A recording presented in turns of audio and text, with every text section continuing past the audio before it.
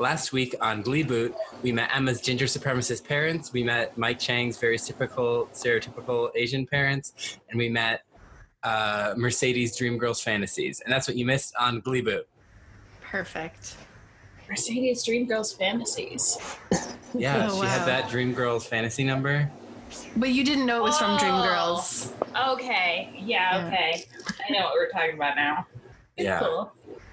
Gleeboot. So welcome to Gleeboot, the show where we get drunk and talk about rebooting Glee. I'm Cullen. Alyssa. I'm Hannah. And we have... I'm Conor. Yeah. I'm Caitlin.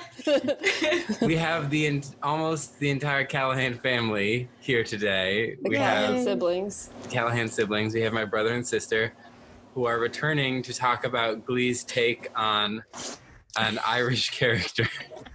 That's why I'm wearing green today, because that's how you know someone's Irish. That's the only way you can tell. Yeah. I like Caitlin, Conor, and Cullen Callaghan.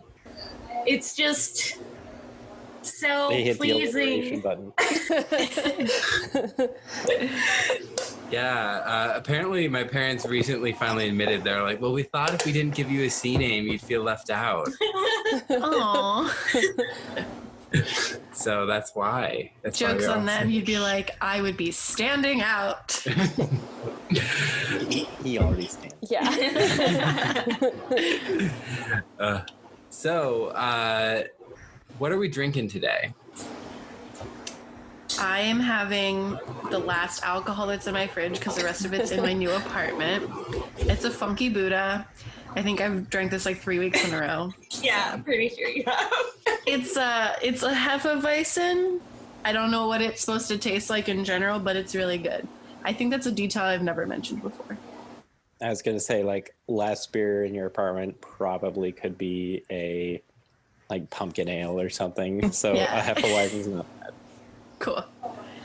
It's like getting the the leftover Halloween candy. What's that like the Tootsie Rolls and Jolly Ranchers that last for years? Oh, honey. If you have like a really vindictive old lady in your neighborhood, it's like something super weird nobody wants. Werther's Originals. Yeah, I went to church this morning and this lady was giving out butterscotch candy and I'm like, I think the whole point is that we're not supposed to be interacting. Oh my god. As long as it wasn't pre-sucked. Gross. So, Gross. Caitlin, what are you drinking today? So I have my usual highball, which is basically LaCroix with green tea, caffeine. But I also have whiskey on a rock. There was one ice cube in here. It melted. Yes, it melted. Lava center of the universe. So, yeah, and it's Jameson's because that's what I felt like, and I felt it was appropriate. Very Irish. Very Irish. Yeah. Conor, what do you have? I have LaCroix, and I did not feel the need to drink last time I was on, but after this episode, I have a stout from a local brewery that I don't normally drink stouts, so it's kind of like that last beer in the fridge situation. Only it came in like a glass bomber, and I sent my partner Jenny on like a long bike ride, and she stopped at a brewery halfway, and the dude's like, "Oh, thanks for coming. Like, here's a beer." It's like they're on a bike ride, and he gives like a large glass bomber, and she carried it in her fanny pack for like the next 20 miles. So I'm like, well, wow. He's like, I don't even like this beer, but I would feel bad giving it back. So it's a beer with a story. Nice. I have discovered one of my new favorite drinks. I tried it last night. It is a rum and root beer. Ooh. Yes, spiced rum and root beer. And it's really good. And I made one for Cullen too. It's really good. Mm-hmm. She was having it last night. We did like a Halloween like Zoom night and watched scary movies and stuff. And I was like watching her drink it and I was like, I want that. It's pretty delicious. I'm not gonna lie. Like root beer is my favorite pop anyway, and then when you just mix it with spiced rum, it basically just tastes like root beer. alcoholic root beer. What spiced rum and what root beer is the? I just got A&W root beer because that's what the liquor store had as a mixer. The spiced rum is Blackheart, which is really good, actually. I was surprised. I've never had it before. And then I just put a lime in Captain it. Morgan. Yeah, I actually like it more than Captain Morgan. Yeah, Captain Morgan's kind of meh. Mm-hmm. So it's so corporate. I just like Tastes like capitalism. it just makes me feel like a pirate, okay? Blackheart has a pirate on it. Only Okay. it's a girl pirate, so Okay. it's better. A woman pirate? Yes. I guess I don't know how old she is, but Lady pirate. So we're here. We're gathered here today to discuss Glee To mourn season. the loss of Irishness. To discuss Glee season 3, episode 4, Pot of Gold. oh boy. Katy pulls out the notebook. I just have to say, I don't think the writers even Googled Ireland before they wrote this. Yeah. They just wrote it based off of things they maybe heard once. And also, like, if you're trying to insult people who've dealt with wars and a potato famine and stuff, like, at least try. Like, it was just, it was so lazy. And I just felt like I can barely be insulted because it's not even trying. Well, it That's just makes Glee. me wonder, like, what did Damien think? They wrote this Yeah. for him, and he's like from Ireland. He's Yeah. like He's technically Irish. from Northern Ireland. Yes. Oh, he's from Northern Ireland? Yeah, He's Okay. part of Celtic Thunder. but he's Catholic from Northern Ireland. Okay. Okay. And he got married in Memphis, Tennessee. Somebody did their Glee search. There's some Wikipedia digging. I was listening to his YouTube channel today while I was writing notes for the episode, because he does covers and original music and stuff. That's fun. Yeah, he has a Yeah. good voice. I only know him from the Glee project and also Glee. Same. On the whole, though, I gotta say, and I think I said this on the Glee Project episode, but I wish they did more acting stuff because his acting was a little rough. I don't think the you hair know- helped.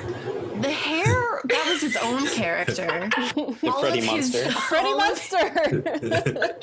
All of his green ensembles were another separate character. So, yeah. He's Again, playing 3 characters at once. What do you expect, Hannah?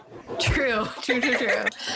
I was like, I really want to like his acting, but I'm like, you're smiling too much. He didn't really move his eyebrows, which is a problem in his So Glee I'm doing it project one time. days. Yeah, he really kept him very tight, and I was like, oh man, he doesn't look like Damien. To be fair, Callahan's can say that our eyebrows are never tight. I was They are. They're all over the place. I was gonna say as well, it's not like they gave him a lot of material to work with. Yeah.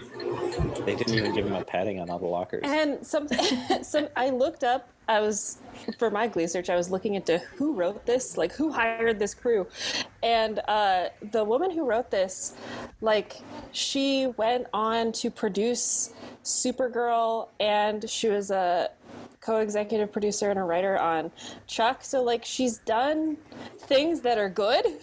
So I was like, what's this? Everyone has to start somewhere. I was just gonna say that. this Sometimes wasn't, you have to her start as a Ryan Murphy Wasn't underling. her start. No.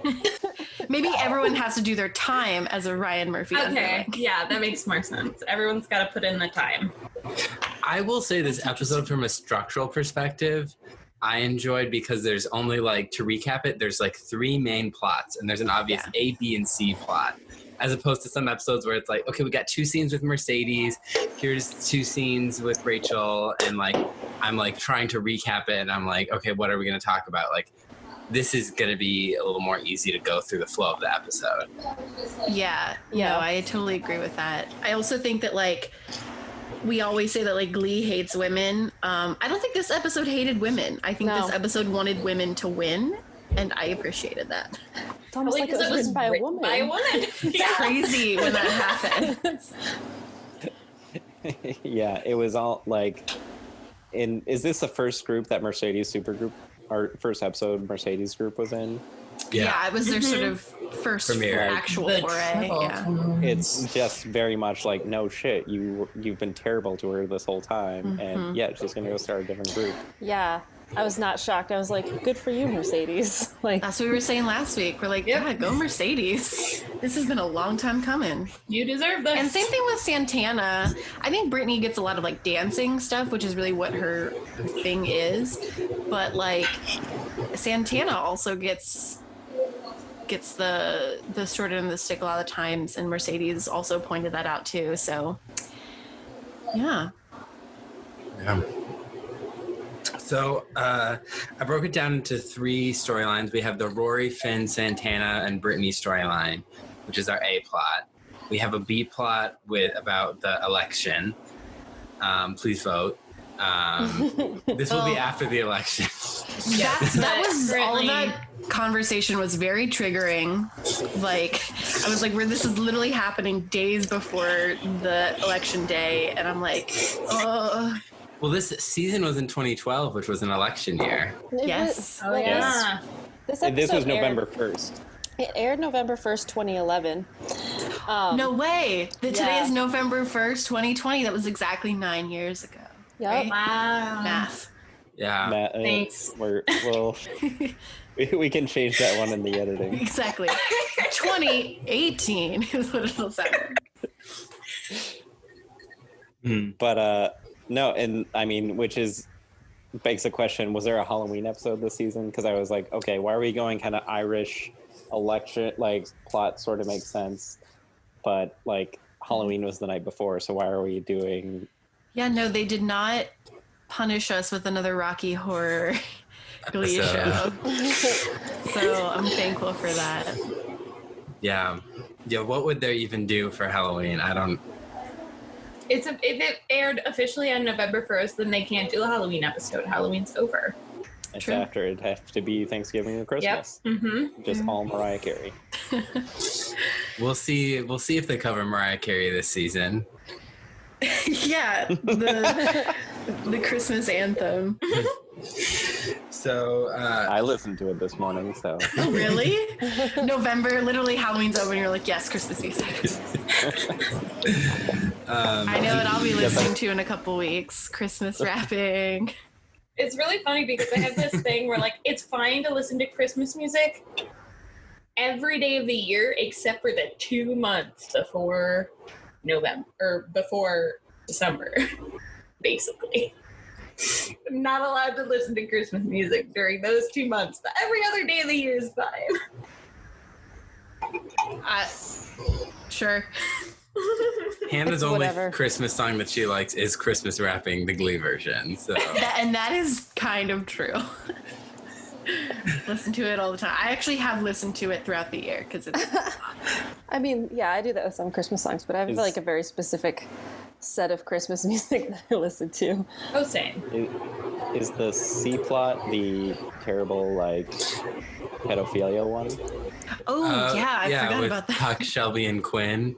Oh, I'm hoping that he's officially 18. Right? I mean, he looks 45. Yeah, He I actually technically checked his is an age. adult, technically, Yeah. actor. But I really wanted them to, like, come out and say, oh, he's 18. This Yeah. is okay. Exactly. I mean, it's not okay, but at least it's legal. I think I wrote in my notes, cuckoo, cuckoo, Mrs. Robinson? Oh, Shelby. Shelby's back, and she's going to traumatize some children. Oh my goodness. Yep. So she blows You guys- into town like a whirlwind of trauma. We literally skipped ahead to the last scene. Let's start from the beginning. Okay. So the episode opens with Brittany's at her locker, and we meet Rory. Damien McGinty from the Glee Project premieres onto the scene. This is number 2 of 4 Glee Winners. Project winners who have appeared. He is the winner Part 2, chicken dinner. Rotisserie. And his first line is "Top of the morning to ya," and he wears a little green hat. I was gonna say he's wearing a hat. I just, I guess, I don't know what I expected from a show that regularly makes Asian jokes. But, like, also when that one kid kept pushing him and saying, go back to Mexico, I was like, why? I think, like, from a 2020 lens, that's especially tone deaf. Yeah. In general, it just doesn't make sense. Like, it's not funny. It's not clever. It's just there. And I'm like, okay. Like, they're just saying that this particular bully is super stupid. I guess. And, like, yeah, there are stupid kids that will say stuff like that, but, like, why? Glee broke Caitlin. Why it hurts. Yeah, and I mean, it touches on, like, you could get really deep into, like, so this touches on, I mean, immigration was still a big deal then, and is still, and there's an interesting, this led me on a very deep dive looking up, like, Irish immigration. Like, there was, like, a third wave of Irish immigration led by, like, American Irish congressmen in the, like, late 80s, 90s, which is just kind of like a lot of the immigration laws have been fought for by Irish congressmen saying, oh, we need more immigration, when in reality, Ireland is such a small part of our, like, immigration. And, but, like, it at least helps a little bit in the fight for some other, like, Mexico and stuff. Like, back in the 80s, 90s, they were getting more immigration laws passed. Yeah. And I think, like, from a cultural standpoint, as, like, someone of Irish descent, I feel like it makes you more aware of, like, what other, or, like, more empathetic to what other people are going through when they're, you know, trying to immigrate and stuff like that, because, I don't know where I was going with this. Yeah, like, there's been, like, a long history of, like, immigration into the U.S., and, like, a lot of Irish people have come here. It's, like, one of Ireland's most famous exports besides, like, I don't know, other things, is people to come and, like, do stuff in America. So, like... Exports implies that they're selling. I don't know what I'm saying. Well, It's just like Lee broke her. well, I mean, I had a point, and then it left. there's a level. I mean, I could also get really deep really early. Like, I think, like, honestly, one of my favorite parts of the episode is, well, we can keep going because we'll wait till we get to one of my favorite parts. So let's keep rolling. All right, yeah, let's keep moving on. Because that was, we literally only talked about the very first line of Intro. the episode. I'm used to having children stop me from talking, so I was like, I'm going, and no one's And we're stopping like, me. give you the floor. So Brittany thinks he's a leprechaun because he's an exchange student staying at her house. Okay, is that actually mentioned anywhere? That he is staying at her house? Yeah. Right there. Right there? And then he talks about it later with Finn. I also didn't hate that she thought that because it seemed in character for her. Well, okay, so I definitely thought it was really cute that she thought he was a leprechaun. I got the impression that he was staying at her house. But I never remember anywhere in the episode it actually says he's staying in her house. It definitely happened twice. I mentioned remember it. Too, yeah. And so he only talks to her at school, not at their house? I think That's what That was happens on very this show. weird. I don't know. Yeah. I mean, I was just happy we got to go to an auto body shop and not just stay on campus all the time. Yeah, really. I was gonna say that, like, this episode, like, with her thinking he's a leprechaun, made me think of that Disney Channel movie, Luck of the Irish. Yeah. Yep. Yeah. Oh, I'm glad that we all... Well, I was. I hope the audience gets that The audience has. I think a lot of the audience has experienced that collective trauma. I've definitely seen stuff about it online. The other thing about it is, like, It's Disney's fault that leprechauns are even a thing associated with Ireland in America, because they're not even a big deal in Irish mythology. They're like crabby and they make shoes, and they're not like, ooh, top of the morning, me lucky charms. That came from the movie Darby O'Gill and the Little People. So it's Disney's fault for creating that stereotype. Shocker. Yeah. Disney, the arbiter of American culture. Yeah. Check out your indie streaming service, Disney Plus. Yeah. So she thinks that he can grant wishes, and he's going to grant her 3 wishes to get into her pot of gold, which she never says what that is, but Rory, that's his name. Rory Flanagan assumes that means sex. He said that he really wants to snog her, Which right? means kiss. Yeah, that means kiss. And then he goes, I'm still a virgin, right after that. This is a whole scene later. Yeah. Yeah. But we have to get to that later. But like, so it literally, I think I just kind of ignored that whole part because I didn't get the part that like she was going to give him a pot of gold. I thought, maybe this is my ignorance of knowing the leprechaun myth, I thought the leprechaun had the pot of gold. So I was confused literally the whole time. And then literally like the last 10 minutes of the episode, I was like, wait, is the pot of gold her vagina? Apparently. So that's what I wrote 10 minutes at the end of the episode. Yeah, the leprechaun mythology that was created by corporations. Shut up. Are you wearing a Callaghan shirt right now, Caitlin? Yes. Still don't think that the corporations meant a vagina when they were talking about it. But isn't like, okay, so the lore that most Americans associate with leprechauns is that at the end of the rainbow there's a pot of gold that belongs to the leprechauns. Yes. And you steal the pot of gold. Yes. Why does Brittany have a pot of gold? Is she also a I don't leprechaun? Or did she just not know this mythology? Because it was Brittany, that it was like some gold chocolate coins she had like in her kitchen. Like I thought she was literally just like talking about her piggy bank. Yeah, it literally could be anything. Maybe her piggy bank is a pot of gold shape, and then inside is like little bits of paper and random things because she doesn't know how piggy bank works. I really wanted to see what she thought her pot of gold was. Yeah, we never found out, did we? No. No. I think Santana does. Ew. So Brittany is like, my first wish is to get a box of Lucky Charms that's entirely marshmallows. And he's like, well, you're lucky that Lucky the Leprechaun lives 2 toadstools down. And she's like, I didn't understand anything you just said. You really need to learn to speak English if you want to make it here. But nice try. And she kisses him on the cheek. Yeah. Yeah. And he's obviously smitten with Brittany. But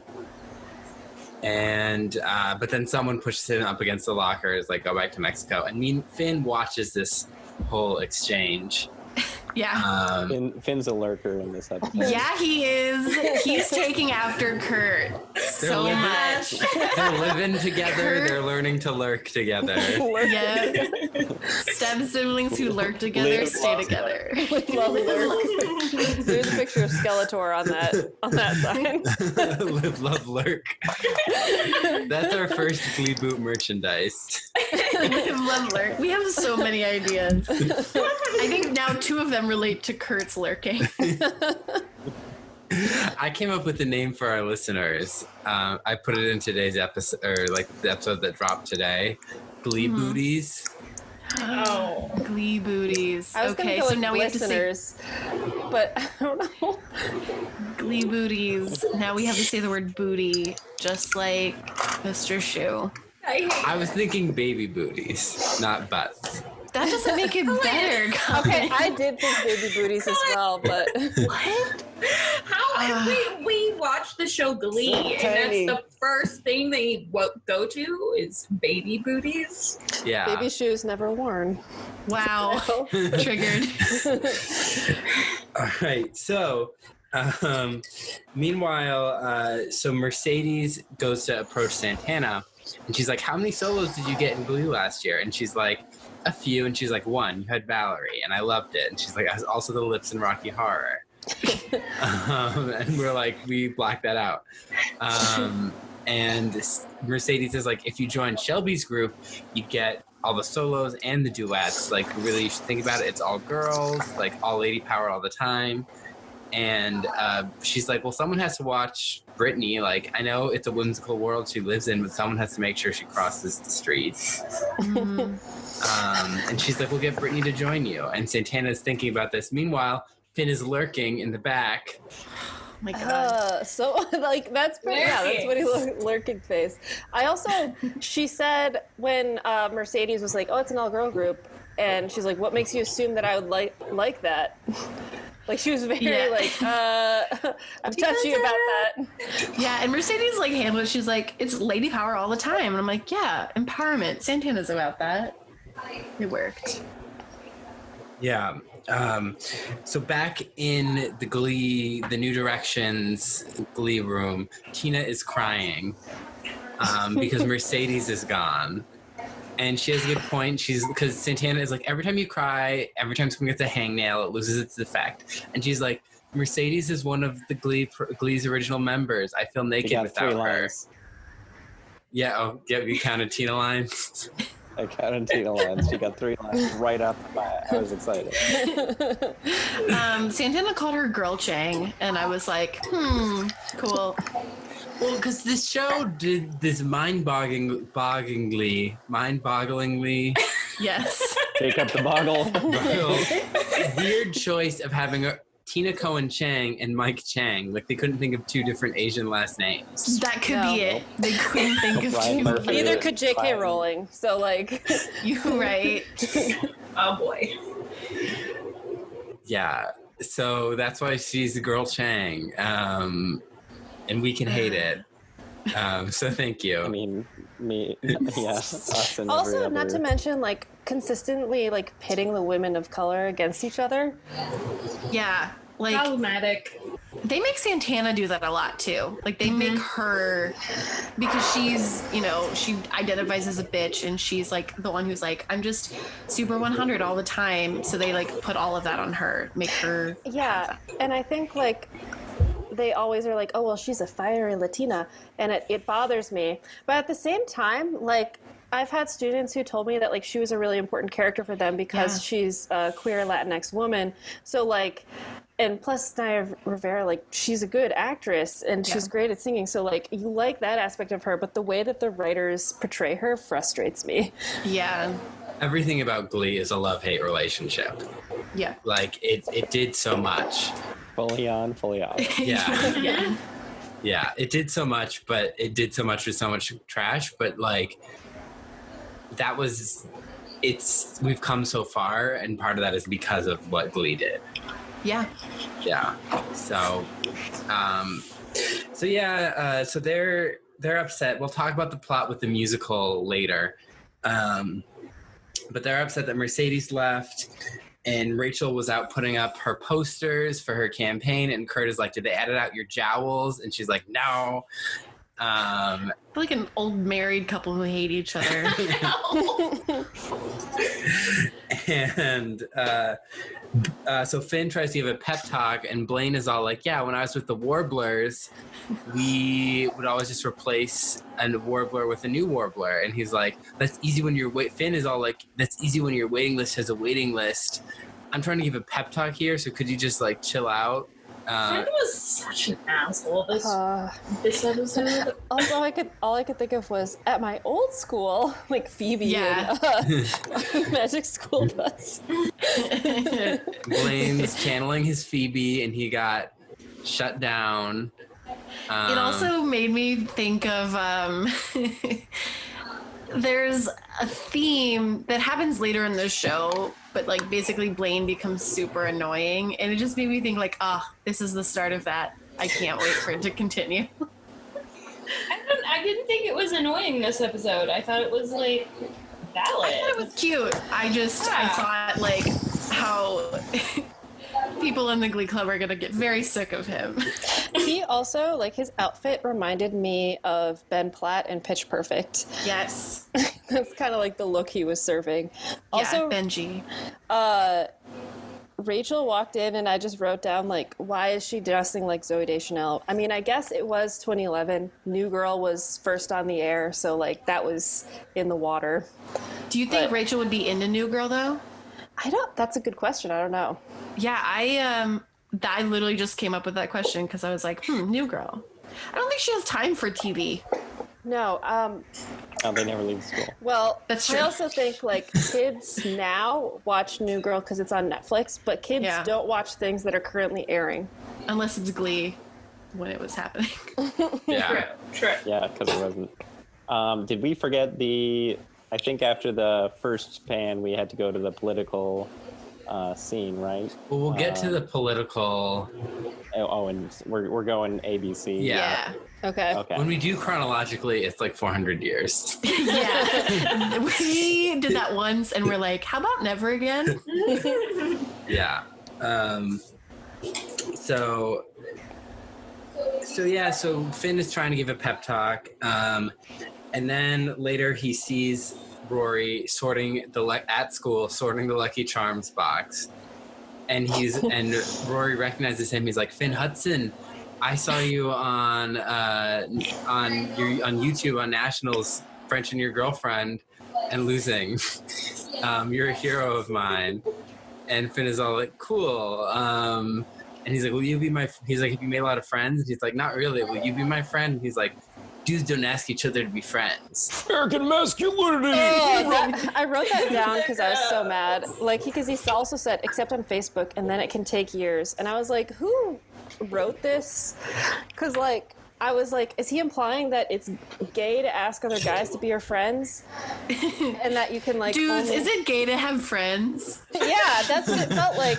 And also, I was like, I don't really see that with, like, teenage boys, because at least, like, in my experience, both when I was a kid and, like, from what I see in my classes, kids make friends pretty easily.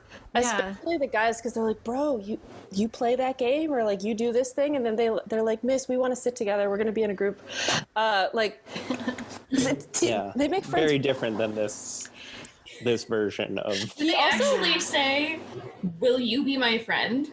I feel like that doesn't happen. Like, kids, That's I never like said a that. little kid thing. Like, I could see like a 6-year-old saying that to Yeah. another Like, at a 6-year-old. certain point, it's like, we're going to be friends. Yeah, Yeah. it makes me think It's of, like just a mutual... An unspoken agreement. Yeah, exactly. do we just become best friends? We could I don't think I've stepbrothers. ever asked Yes. you guys to be my friends. Will you be my friend? Oh my goodness, no. Now that she's actually been asked, she's like, no. Mm-mm. Absolutely Hannah, not. that's gay. Yeah. He also said something about, that's a pretty old brochure, dude, about like... Because he's like, I thought America was about different people of all different kinds coming together. So did we all. If you're making a human soup with the melting pot. Human soup. Wow. I love it. Yeah. Because he's like, I love your NASCAR. Yeah, he loves NASCAR. Well, no, you're half black president. Yeah. Because Glee entirely takes place within the Obama administration. Yeah. From beginning That's to end. He also loves Victoria's Secret catalogs. I mean, this was maybe when they still came out. Yeah, Yeah, right? I'm like, also, they do like- catalogs still? He just looks like, so like, I'm a wholesome Irish lad. And like when they're giving him these like sexual jokes, it comes across as very awkward. Yeah. Like to him, So, a high schooler. Yeah. he definitely looks more like a teenager than literally almost anyone else on that They cast, don't with maybe the age. exception of Kurt. But like, yeah, it comes off. I don't know. I think there's just something like pure about him that they've already set up from the beginning, and then like they have this like sexual overtone really, and I'm like, I don't know, uncomfy. You know what made me the most uncomfy? His hair. I just can't get over it. Like, I can't. It's like It was like George Michael meets Freddie Munster. Yeah, he walked out. He like is a greaser or something. Like, Yeah, I don't. that's understand. what I thought too. With ill-fitting short-sleeve polos. Oh boy. It was just like his style is bad. So like there's a point a little bit earlier he's singing and he's like standing next to people and I was like, wow, he's really tall. But now I'm thinking, is it just his hair or is he really tall? Yeah. I'm 6'2" with shoes on. So Finn is like, I'll be your friend if you spy on Brittany and let me know what's going on there. Because you're staying at her house, right? Tit for tat. Tit for pot of gold. Yeah. Yeah. And he agrees, and then he's being bullied. Like he's on the phone with his mom, and they like take the phone and they throw it on the ground, and break it. I don't understand why he's being bullied. Is it just because he's like different? That's it. Because he's Irish. Because he's a It seems like they're student. grasping at straws. And not usually, even okay, transfer. like usually when there's like a new kid, everyone's like, ooh, new kid. Yes. I was going to say this. I actually, maybe this is just an ignorance of mine, but I kind of feel like kids would be more interested in him, especially because he's from Ireland. Oh yeah. Like, they would be like, oh my God, your accent's crazy. And like, they would be like, what's Ireland like? Do you only eat potatoes? Like that kind of stuff. But like, they just immediately go to like, he's going to be bullied because he's different.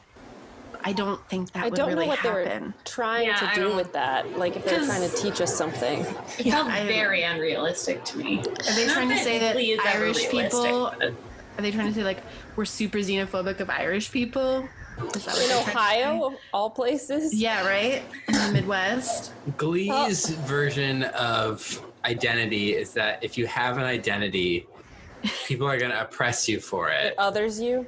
It Yeah. others you. So no matter how white or empowered that identity is in American society, you're still going to be oppressed for having it. Yeah, I was like, Yeah. this isn't like, no Irish need apply or 1900s type. Yeah. The other thing, Well- too, is when he said to Finn, he was like, oh, Finn Hudson, that's an Irish name. And he was like, no, my mom's from Ohio. I was like, Finn is an Irish name. And it was also like that was like the one thing that I was like, this is quintessentially Irish. Hearing somebody's name and being like, oh yeah, you're Irish. Because we always want people to join our club.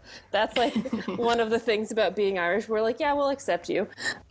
So I'm gonna counter that though, Caitlin. Okay. That was my favorite part, that he was just, oh no, my mom's from Toledo. Yeah, that was pretty great. Like, I think that, I mean, Irishness in the past 50 to 100 years has been made into, like, this is 2020. Irish, being very pro-Irish, is very close to white supremacy. It has been used, like, a white supremacist symbol is the Celtic cross, it's not the elongated one, it's just a standard with a circle. And the Irish, like, I would say, like, I was reading up on, because there's a popular phrase of like, oh, how the Irish became white, because they were like They were a downtrodden raceless. when they moved here. Yeah. I wrote a paper Like- on that in college. We became white by hating on black people. Like, that was like the only way that we came and we're like working the same jobs. We're like, oh, how do we like get rid of this oppression? Well, we find someone else. So like, to me, like, the Irish people that came over here dropped their green and took up the red, white, and blue, and were like, oppression sounds great.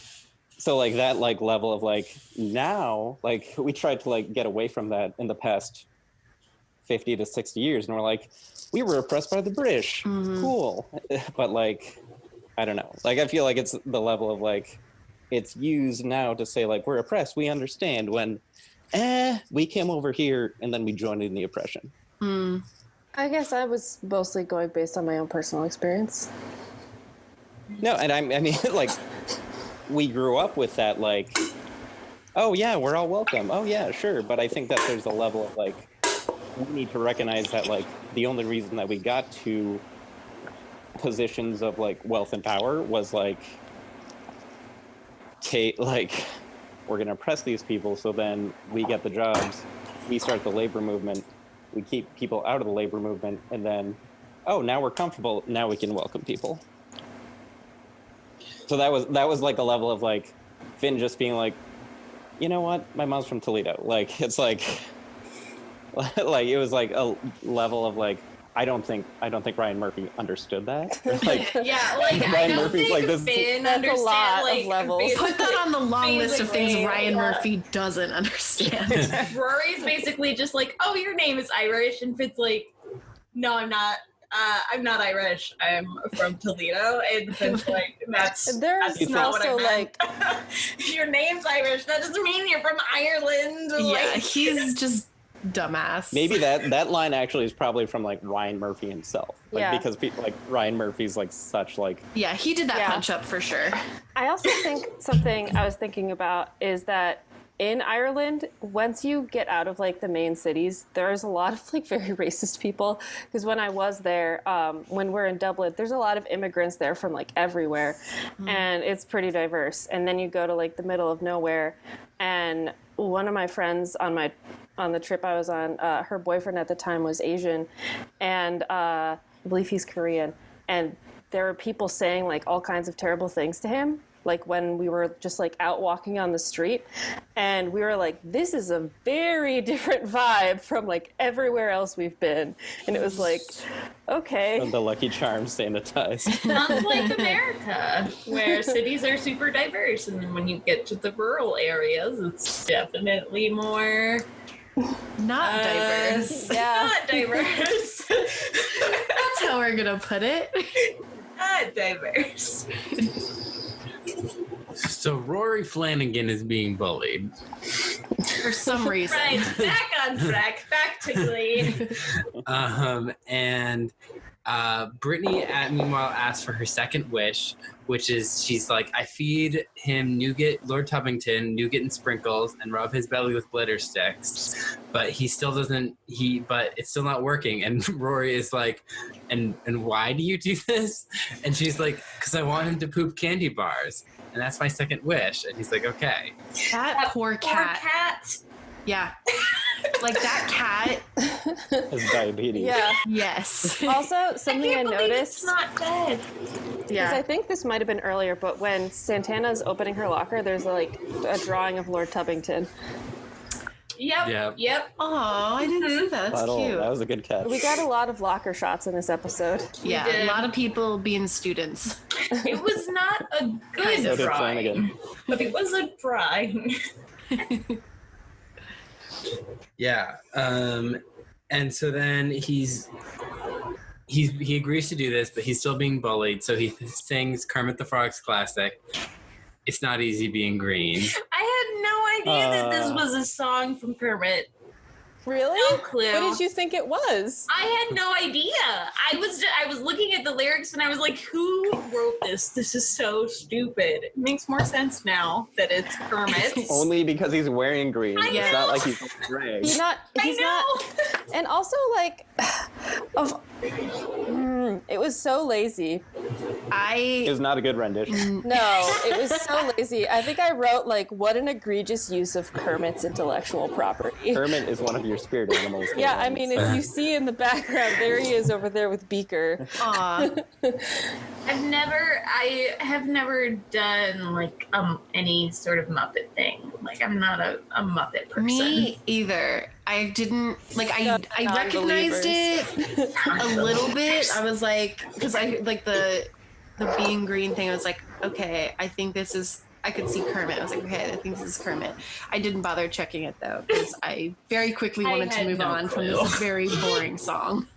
Well, I was just like, first, I want you all to know that Cullen was taking video of me while I was watching this episode. Perfect for the TikTok, Yes. which we will plug later. Yeah, so I am like gearing up now for every single episode of Glee that I watch to be filmed. And I think one of the things that I said on the TikTok or I don't know.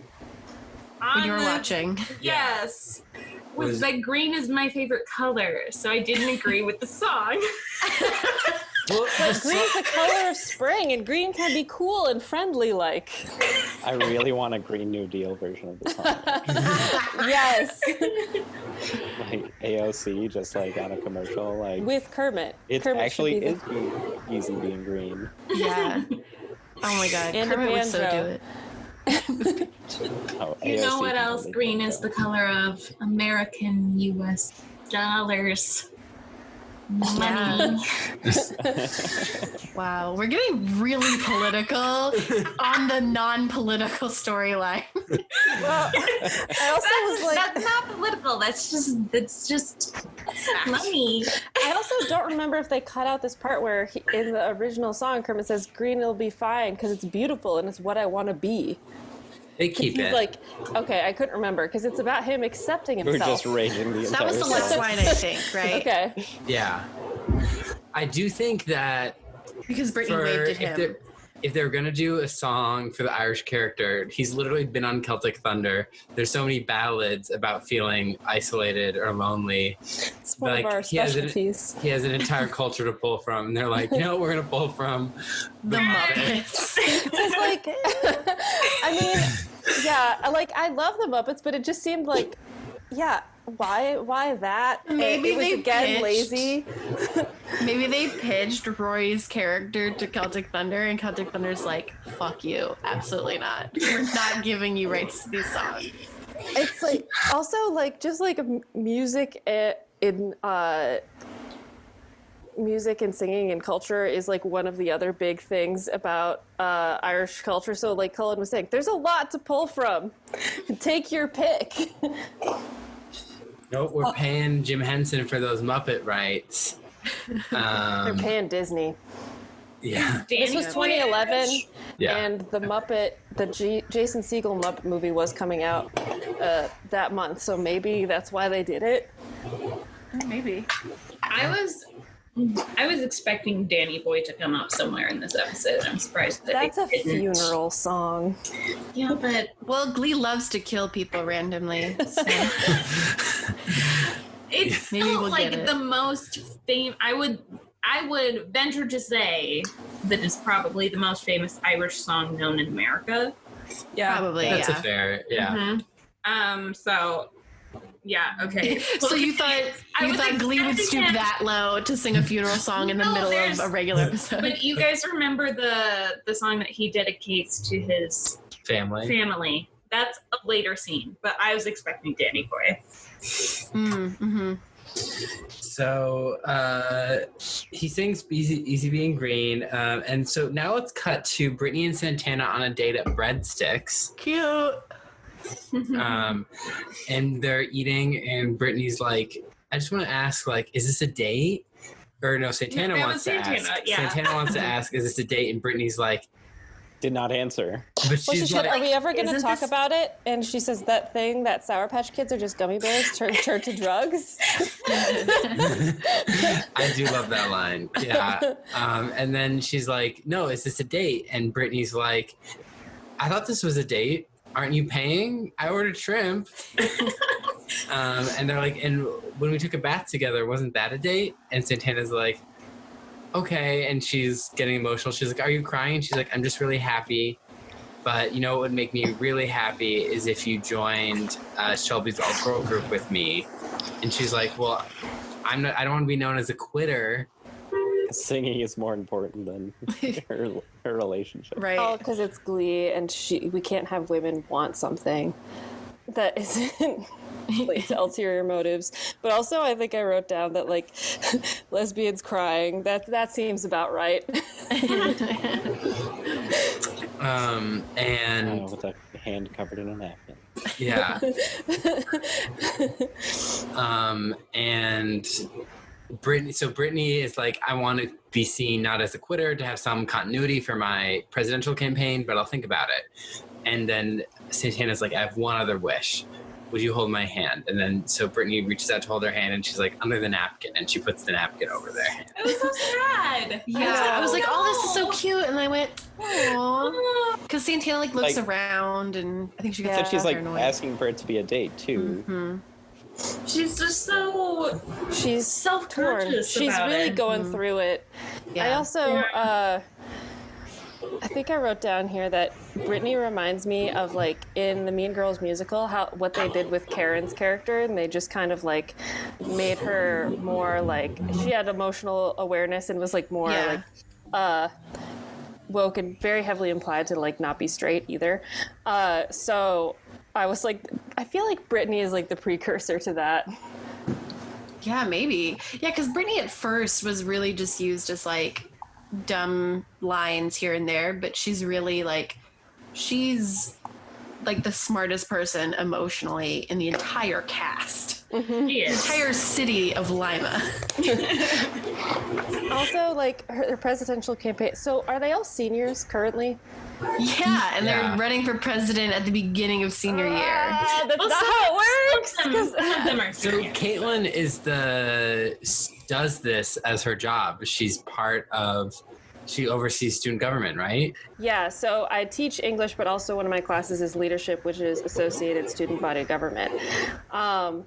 And so you run for whatever you're going to do in the fall in the spring. So like senior class president and junior class president and like student body president, and there's a lot of different positions. You do all of that in the spring. And also you can't just be like a random person who's like, oh, I think I'm going to run for president today. You have to have been in the leadership class for at least a year. Well, not even just that. You also have to have good grades to be in student government. And Brittany would not qualify for student government because she has really shitty grades. Like she wouldn't qualify for Glee Club then either. She actually then might have good enough grades because she is in Glee Club and she's in Cheerios. And I know Sue pulls strings to get them to have good grades. And you usually have to like, you can't be in like too many, a lot of kids are in a lot of things when they're also in leadership, but like you can't be in too many other things. There has to be like certain requirements. I just made it a requirement that you have to like have higher than a C in leadership class if you're going to run for something next year. Just because there were some people who were like not doing what they're supposed to be doing, and I was like, I don't want you to think that you can just like be a shoo-in. I was like, how can I be the electoral college, but like in a good way, in a productive way to help children? Yeah. And now it's time to talk about Katy Perry. Obviously. So Blaine is like, so they're having a rough time, but Mr. Shoot writes the magic's back because he gets the musical funded, which we'll talk about in the musical storyline. And Brittany's like, I think he knows about my Leprechaun. That was great. And Blaine is like, I wanted to prepare something to just remind us that Glee is supposed to be about fun. So he sings Last Friday Night by Katy Perry, a song I learned to drive to.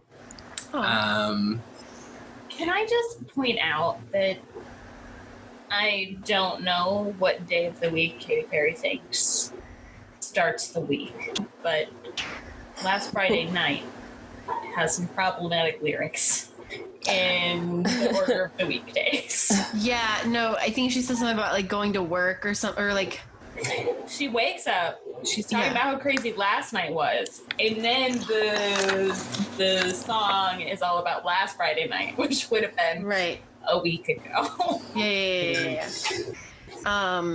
Could be in a weird service. Rock star. I just know in the Gleeboot, we're going to use the Sims cover where she sang the entire song in Similia. Yes. I could watch those videos all day, every day. They're so good. Everyone do yourself a favor and look up just songs in Simlish, and you will find your favorite pop and country hits sung in absolute gibberish, and it's amazing. I had to remember if this was Kesha or Katy Perry. Offensive. Not in a bad way, just because my brain couldn't remember. Weird cult now. The only reason I know is because Cullen said it 5 seconds before. Well, there's a lot of weird lines in this song for teenagers to be singing it. Yeah, it was. That's not the only song that has that this episode. Yeah. What are you saying, Connor? Unclear. My favorite was Will Schuester doing this weird knee slapper. Yeah. Weird. It was like the most. It's like That was his best dance move ever. The main things that I noticed was Santana being like, I am not about this. Like, I'm going to Lucy Van Pelt pout in the corner. And then when Rachel pretended to spank Blaine, I was upset. Oh, I missed that. Oh, There was a camera shot very much on it. Like, they wanted us to see it. I zoned out during all the songs pretty much. It was a bad. random song to be happening. It kind of, so it kind of gave me the energy of like, as if like he was talking about 2020. He's like, I'm just gonna sing a song. It reminded me when like the celebrities did Imagine. Yeah, that's the same vibe. Like, we're having a hard year, guys. Like, let's just like sing a song about hope. My other note about him and Kurt in this episode was gay because hats. Yeah, there's lots of hats. He's wearing this straw hat. Fashion with a capital F. this was right in the realm when like hats like almost made a comeback and they did not. Also, like what school in Ohio allows you to wear hats? Like, we were not allowed to wear hats in the building. I don't know if it was just like my school or if like I'm pretty sure it's pretty common in a lot of thing. Yeah. Pretty sure you weren't allowed to call your mom in Ireland while you're walking. Yeah, walking down the hall, like you're not allowed to have like your phone out really. And like my old school, like you gotta keep that shit in your locker. I can't believe you guys not allowed to have your high school rules. You're not allowed to have your phone out in school in general, but kids don't really follow that anymore. And you can get kids being like, oh, it's my mom. I have to talk to my mom. It's completely different. That's chaos. I can't even imagine. Like, I'm just like, people followed these rules when we had flip phones, and now everyone's like, and there was nothing fun to do on them. And they act like they follow the rules by just texting in T9 under the desk. Well, I think it's also funny because everyone's like, you're taking away my rights, and I'm like, I have a student handbook right here, and no, you don't have and this. You signed this at the beginning of the year. There are teachers here still born in the 50s, so they don't understand what you mean by Kids that. think they have rights. This is Gen Z we're talking about. Yeah, they think they have rights. They don't have any rights. What are they talking about? Students have no rights. I think something else. What was I going to say about this scene? Just like, it was like, I've prepared a song for you, and now I shall sing it, and it sounded like Kids Bop. Yeah, it had a very Kids Bop vibe. Except they said, is this a hickey or a bruise? And I was like, did not know that was a lyric. Can't wait for the WAP version of Kids Bop. Oh, no. Oh, my God. I didn't even think about that. Now I need to hear it. The other thing, too, is like Kids Bop will make things sound inappropriate that are not. Yeah. Lizzo has some good Kids Bop versions. Yeah, she does. She really does. And we will put the Kids Bop versions in the Gleeboot. I feel like there should be a whole episode. episode that is just Kids Bop versions. Amazing.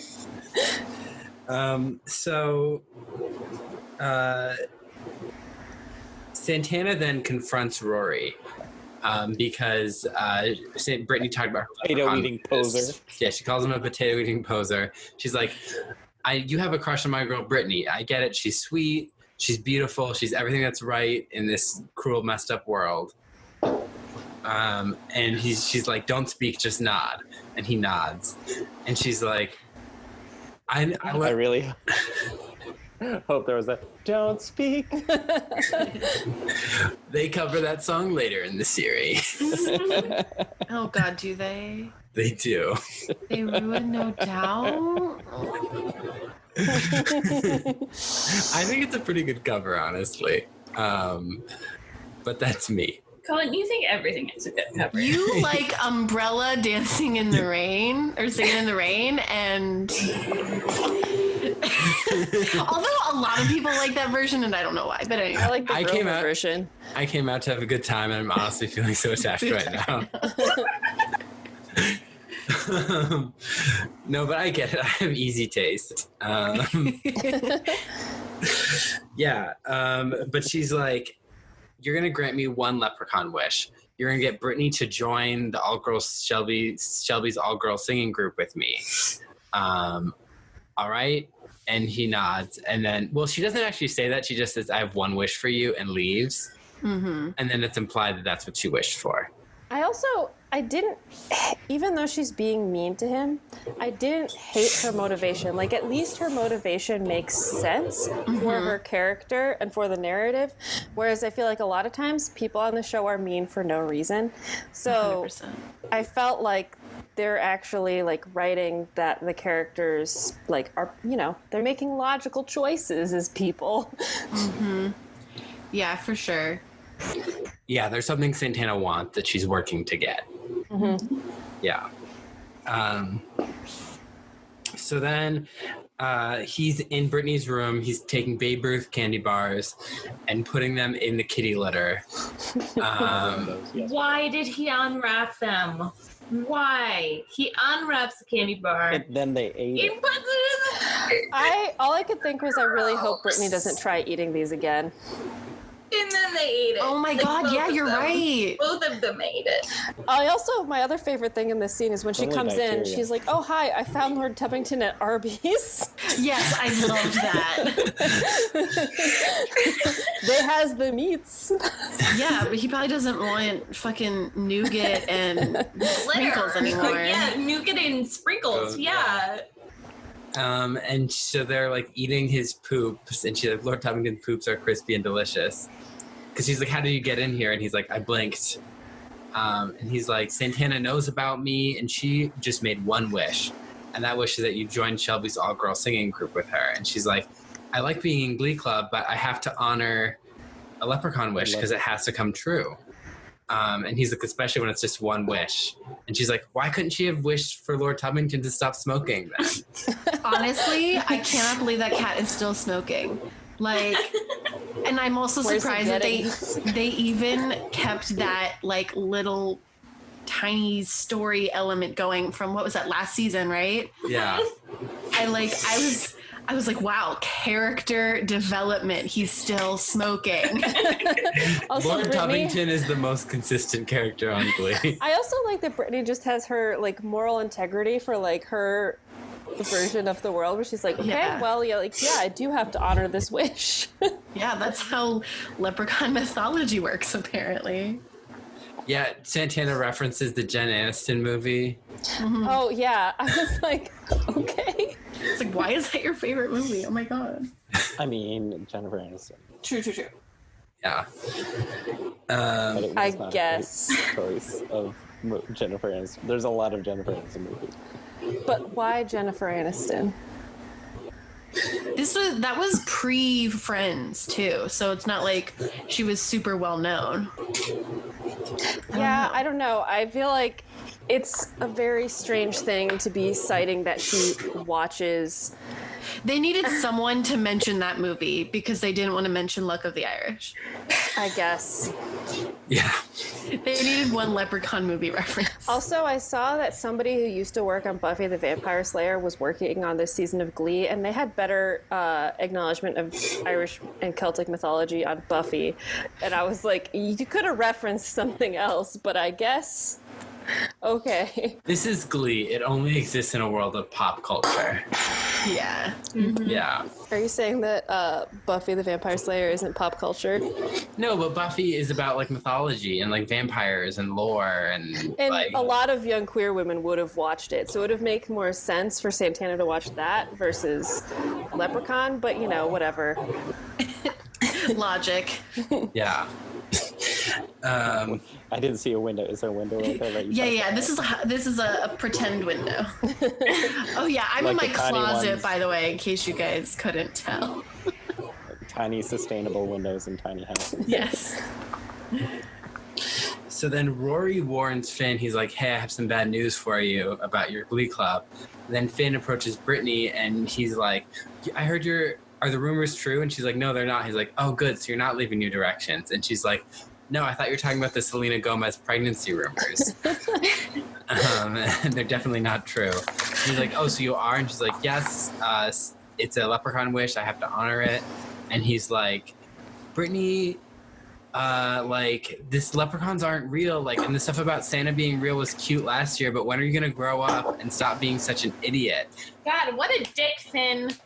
Mm-hmm. Brittany's response, though, was really good. Because basically she was like, that's mean and that's bullying and I don't accept it. And I was like, good. Yeah.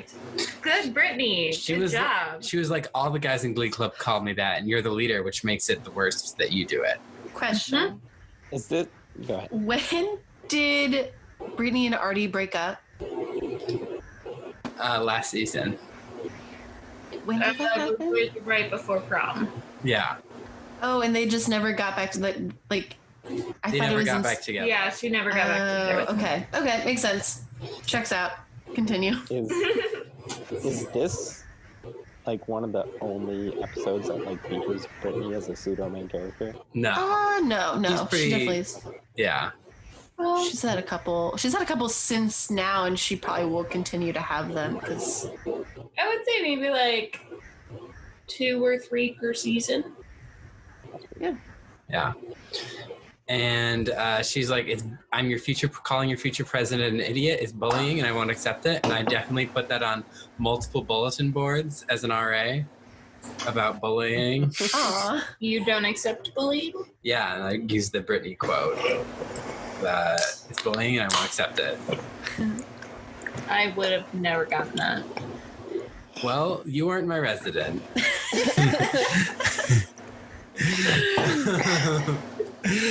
And Santana makes this face like, Finn, you idiot, you just did it, you just sealed your own deal. She does call him like farty McGravy pants though. Yeah. She loves making comments on his weight, Which doesn't make any sense to me, but sure, Santana, go off, I guess.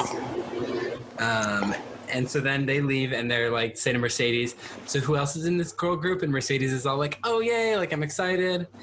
And then they join the group and they meet Sugar Mata, and Shelby just conveniently ignores Santana calling Sugar Mata out as like, you're not talented. You can sit in the back and dance and sway and sing very quietly. Yeah, because Sugar Mata comes in hot. She's like, oh yay, my backup singers. And they're like, no. And they, like, Santana lets her have it. Which, warranted. Definitely and warranted. But pretty politely, too. Like, Santana could have done way worse. She could have done worse, but she also could have done better. I don't know. Yeah, Sugar Mata's a really annoying character, but that was kind of super mean. It was a little bit like you're doing the same thing that Rachel does to you. Oh, yeah. I think that's actually a really interesting parallel that, like, I don't know if they're doing it on purpose, because you can never really tell if Glee's doing it on accident and they become clever, or they do it on purpose. But, like, yeah, like, clearly they're going to set up the exact same kind of group, but it's going to be Sugar who gets the short end of the stick. Well, I mean, Sugar can't dance or sing, but also, yes. I Googled what was going on with her character, and I was like, why did this happen? Oh, yeah. So, Conor, I don't know if you know, but she has self-diagnosed Asperger's, this character. She comes in hot with it. Yeah, that's the right response. So that's kind of a good thing to help you color that scene for you. Ryan Murphy, you were everything else. Why did you have to be against disabilities too? You know. I mean, I guess you have to hit all of the bases. A dead dove do not eat. I don't know what I expected. Yeah. Yeah, we were actually on our Halloween Zoom last night. We were talking about the podcast, and someone was like, I used to watch Glee, and then they introduced this character called Sugar Mata, and I couldn't anymore. Yeah. Which sounds kind of like, have you seen that it is like a tomato-based Mexican beer Like Sugar Mata is a tomato-based Mexican well, beer. it's. I'm gonna look it up, like figure out the name, but it's like tastes like a weird Bloody Mary beer. All right.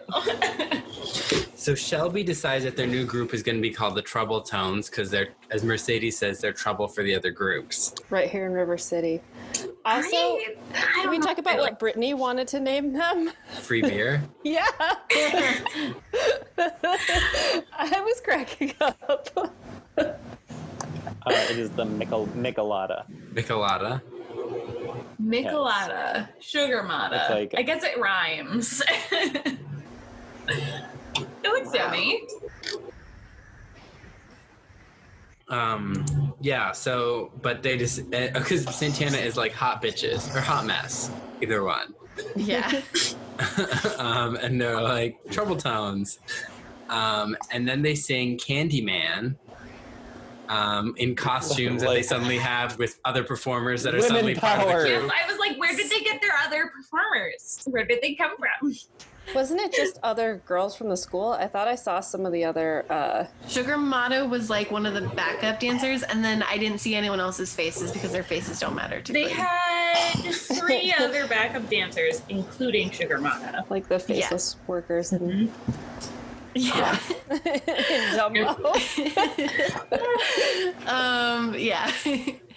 So I was like, yes, Christina Aguilera. And then I realized, like, oh, that's right. These are children singing a song that's like, he's got a real big, and I'm like, oh. Is that what the song was? Oh, yeah.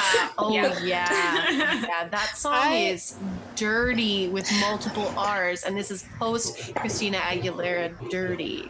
So. So I was distracted by the pretty colors and the vintage outfits, and I didn't really listen to the lyrics. Oh my God. Because I was like, I like these cute little outfits, and it reminds me of in Pitch Perfect when the Bard and Bellas looked like flight attendants, and that Yes. was all I noticed. But also, I was like, I don't know this song. Oh yeah, no, it's there's different candy, and there's also like, I mean, drug candy. Yeah. It's a lot. It BBE is. energy. I didn't like the song. I didn't like the name, Trouble. I didn't Tones. either. I literally wrote Trouble Tones. That's dumb. Well, not only is it dumb, but it implies that, like, they're trouble. And I know that's what they want, and it's like the fact, like, that they want to be trouble for the other groups, but Right. it also implies that they're just plain trouble, and I don't like They're that. literally a new direction. Wasn't though? But like the guys group in Pitch Perfect, weren't they the treble something? Yeah. They were the the- Troublemakers, right? Something Yeah. like that? Yeah, Yeah. Wow. that's all I thought of. Did Glee walked so that Pitch Perfect could run? I said it before, I'll say it again. Oh Yeah. no, Glee face planted so that Pitch Perfect could run. And even Pitch Perfect now in like the 2020 lens, there's some things that are problematic as well. Yeah, I am not pro excessive vomiting. Yeah, I like listening to the song outside of this context. Not the Glee version. I don't think I've ever actually heard the Glee version. Like, I listen to it and I just like block out all of the lyrics and I just sing along. That's how I get through some songs. Yeah, But, same. like- Same. Some of my favorite like- songs, super catchy. Don't want to listen to the lyrics. So bad, yeah. Especially ones from my childhood that my parents let me sing out loud. I can't believe it. But sorry to trigger you, Cullen, but this really reminded me of one number from Smash, the one with like the plane. That's one what it with the reminded me plane? of. Yeah, like the lighting and just like it looked like that, and I just wanted to share that. I Yeah. also felt like the outfits did kind of go with the vintage vibe that was kind of going throughout this episode, because Yeah. I noticed that a lot of the girls were wearing vintage-inspired dresses, and there was like a Mad Men reference, and I was like, I guess this was like there was a trend of like 60s fashion because of Mad Men. I know that's also the vibe of the Christina Aguilera song. That music video That too. is exactly like that sort of style. So that's interesting though. Yeah, like because like Rachel's dress, I think in the Katy Perry number is blue with like the white stripe, and she has the knee socks. Yeah, that's really strange. It also looked way too much like the Leone movie school dresses, and I felt personally victimized. But that's a different story. Yeah, just put a footnote. Don't even think about it. I want to review Leone on the podcast.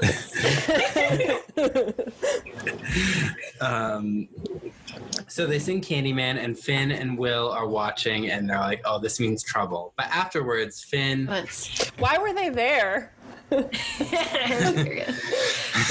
that's a great question. They were lurking. I think Finn was like, hey, you want to do this thing with me? We're going to go lurk. And she's like, what? And he's like, come on, I'll show you. Kurt showed me. This is how you lurk. Finn is acting like he's a TA and not really like a student. Yeah. He is still co-captain with Rachel, right? Yeah. Why are you cutting that paper with a knife? Because I'm bored. That's how I felt during the episode too. So I have this. That's going to be fun to cut out of the episode, all that cutting sound. I like knives. Why do you have a knife in your room? You know what? I don't want to know. Cullen, protect yourself. I have multiple knives in my room, Hannah. Yeah. Are you Finn from The Magicians? Yeah. So I can protect myself. I can't. That's good. That makes me feel better, honestly. You never know what could happen. Finn apologizes to Brittany for calling her an idiot and says that he just wants them all. He wants them all to be friends, to be happy, and you're just doing what's best for you, and I want what's best for you. It's a really sweet conversation. Yeah. I hated him less after it. Yeah, exactly. I was like, okay.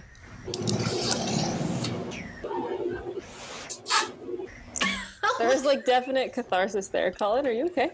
I'm just watching Alyssa cut it with the knife, and I'm like, Continue. It's so auditory, though. It's not that. It's not even probably ASMR. Do you ever feel Okay, like a plastic guys, bag? piece of paper listeners, I'm just getting cutting. cut on the podcast? It's just like a tiny little. What is this even called? Definitely They're like hear it. the sticky notes. I'm cutting a sticky note. Post-it. A post-it note. Yeah, Yep. with a knife. It's just a knife. Logical as Glee. Yes, logical as Glee.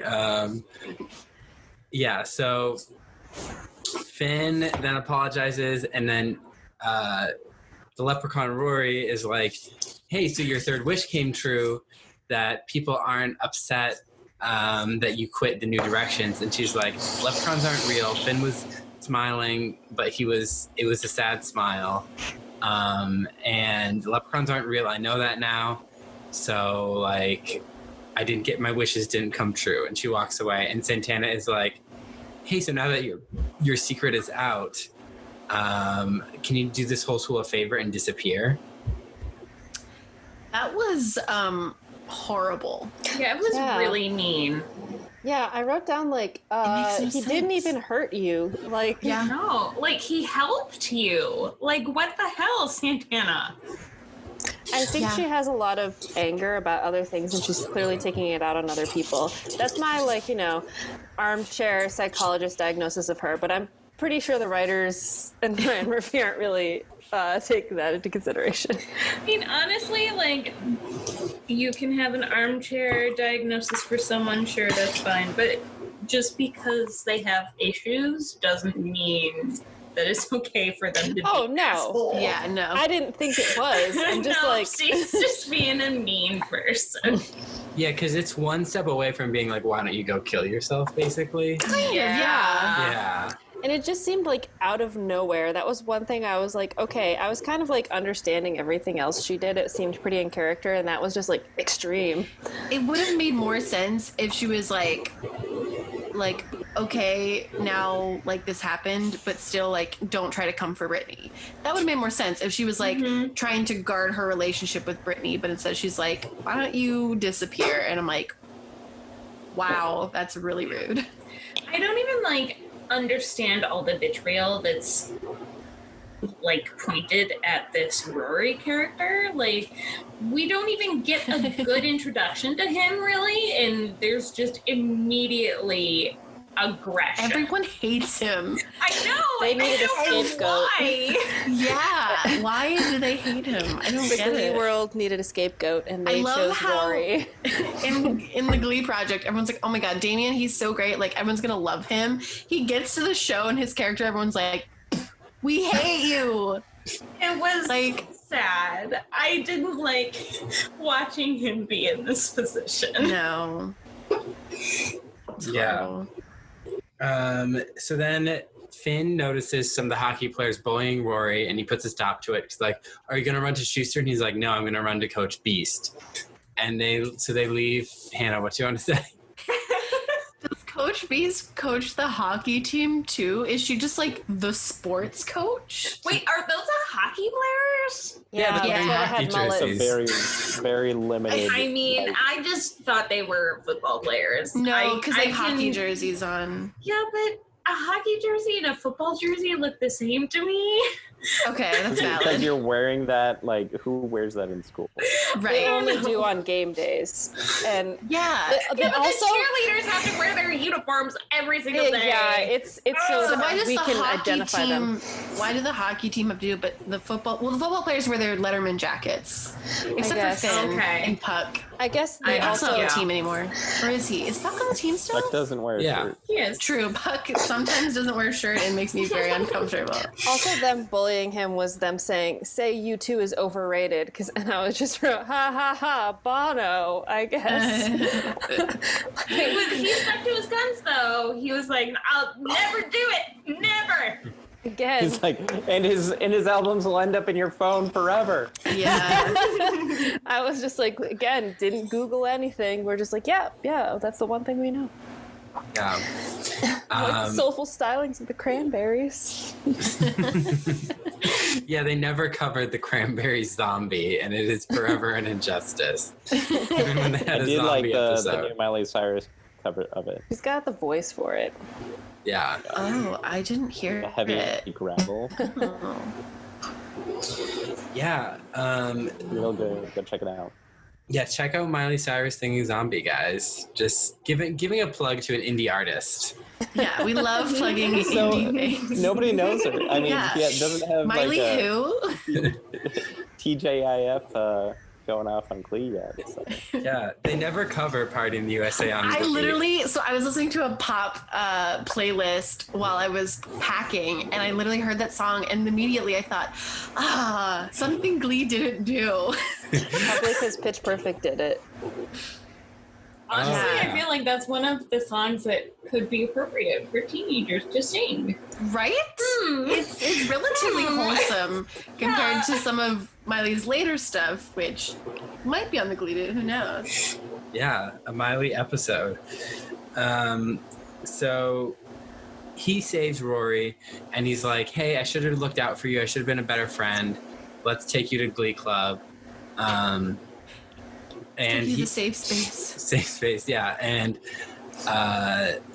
Will Exactly. Air quotes. We're welcoming to white men, and that's about it. Yep, exactly. yeah. And Will is like, come on, guys, don't be upset. And he's like, yeah, we have.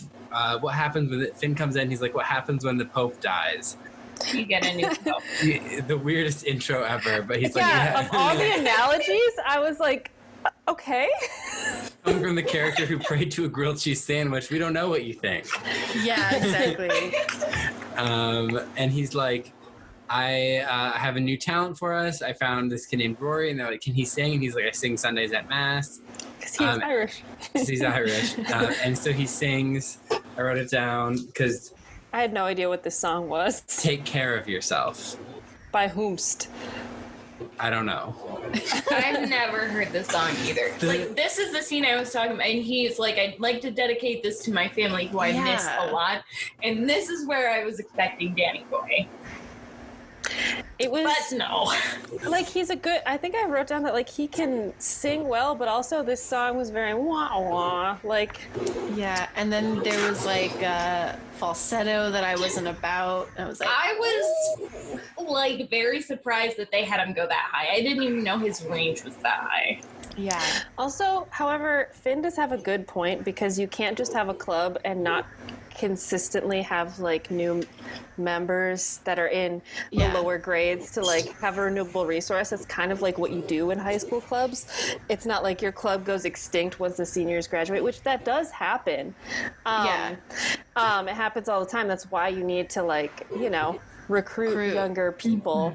And so I was like, why have we not done this before? Or not chase people away.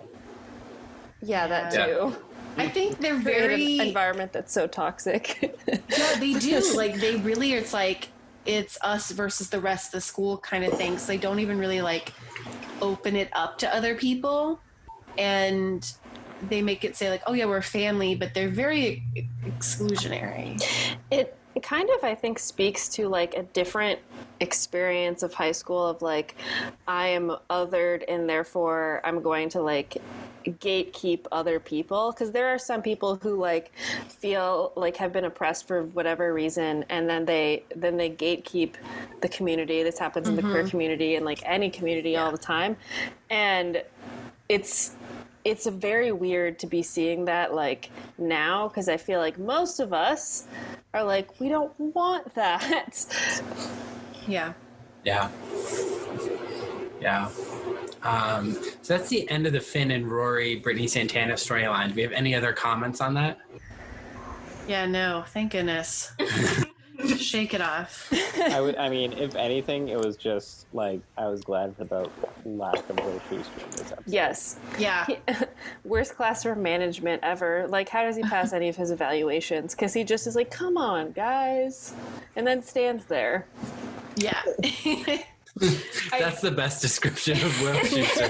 Just come on, guys. And then he stands there. And he lets the kids do whatever. Then he raps the thong song. Oh my Glad he God. wears a tie every day. I mean, I guess at the same time, most schools are like, we got a warm body in this classroom? Cool. Yeah. So on Sue's corner, she starts talking about what she has a top secret folder, which you notice isn't filled out at all. It's just a folder that says top secret.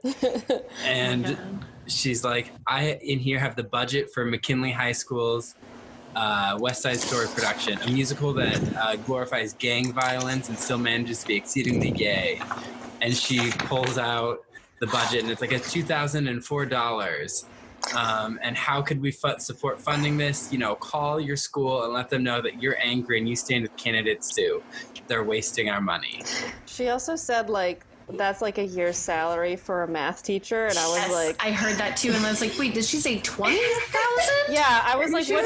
I'm like, I know 2,000. we don't get paid a lot, but like, Even in Lima, Ohio. Yeah. For sure. that's a paycheck. That would be a paycheck, but like, Yeah, I laughed. I thought it was funny. I was like, oh, oh no. I think, yeah, it was poking fun. something has no expiration date. My rage, isn't that something she said? Yeah. Because they had to throw out expired turkey gravy because there are too many weevils in it. And so, yeah. So then everyone's calling the school and complaining, and there's this woman holding the sign that says angry. That cracked me up, and I couldn't figure out. I was like, where have I seen this before? And I was like, is it an SNL skit, or have I just seen a GIF of this a bunch of times? It's a Oh my common God. GIF. Yeah. Yeah. It was very like, I mean, this section, this little 2-minute clip had everything. It had like the arts funding, the talking about Chinese overlords.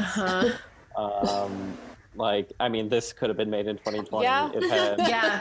like, this it has everything. had like an Indian principal like defunding the arts, like playing that race card, and then playing the angry black woman trope of them like throwing something. Yeah. Because she's like, you expect my son to sing and dance. My son can't read. And she throws a brick at Figgins' car. She is an angry black woman. An angry black woman, yes. And which in the last episode, there was a black guy who was like, my dad didn't raise me to be no ballerina. He didn't raise me at all. Yeah. So they're just like dropping all these stereotypes and. Well, that's what Glee knows how to do. Yeah. True. I also, because that counts. That's what souls in primetime TV in 2011. That's what counts as representation, guys. I also, she said something about like the arts are going down, and next it'll be NPR, Brunch, and Tom Bergeron. And I was like, I wrote down, I feel like this was like when Trump was running in 2016, because there was a lot about getting rid of PBS. Yeah. Brunch. Anti-avocado toast. No, but they always want to get rid of PBS. It was a plot on West Wing as well. Yeah. Yeah. We're going to defend the Muppets. Yeah. If there's one thing Caitlin stands for, it's the Muppets. For sure. Especially teaching you how to read and also be inclusive. That's what Grover teaches you. We stand Grover. Yeah, so Figgins decides to cut, because of the pressure, he decides to cut the school budget for the musical. And Will is like, what if I can get the money myself? And he's like, well, good luck with that. And Sue's like, the arts are over. First it's the musical, then it's the Glee Club, and then the Tom Bergeron and Brunch. And then he goes to the Glee Club and is like, why don't we sell program ads? We'll have people pay $10 for them, and that'll cover the cost of the musical. And Quinn is like, we'll have to sell like 200. And he's like, we can do that. Yeah. I mean, like, that's what most schools do. Yeah, I was like, this is actually 200. I think the entire program would be ads. yeah, that's a problem. 200 ads. Not only that, but like that's 200 separate businesses that they have to get to agree, and it's like there's fundraisers that you can do. Also, part of my job is like I help kids with the paperwork for fundraising for clubs, and so like there's a lot of fundraisers where you can have like, you know, at like Chipotle or the boba tea place or other places where like on a certain day you go and a certain percentage of the sales goes to like whatever club. So, like, there's a lot of things they could do. Other than all your ads. PPE say Chipotle. I thought they were gonna do like another bake sale or another car wash, and they were like, "Yeah, we're gonna sell ads." And I was like, "You mean you haven't thought about selling ads in your plaything yet? What? Okay, you guys are really behind." 2011. Do a bake sale off Pug's chest. I don't want to do anything off of Pug's chest. I don't want it to exist. Anyway. So Kurt tells his dad, and he's like, hey, this is my program for West Side Story. Can we sell some ad space in it? Because Kurt's like, I'm going to lead the charge. And his dad's like, wait. Like, they cut the funding? And then he's like, they cut the funding in the musical, and it cuts to him at Figgins' office, and he's like, you can fund Sue's Cheerios, but you can't let my kid be in a musical. And he got the Rotary Club, which is made up of funeral parlor owners.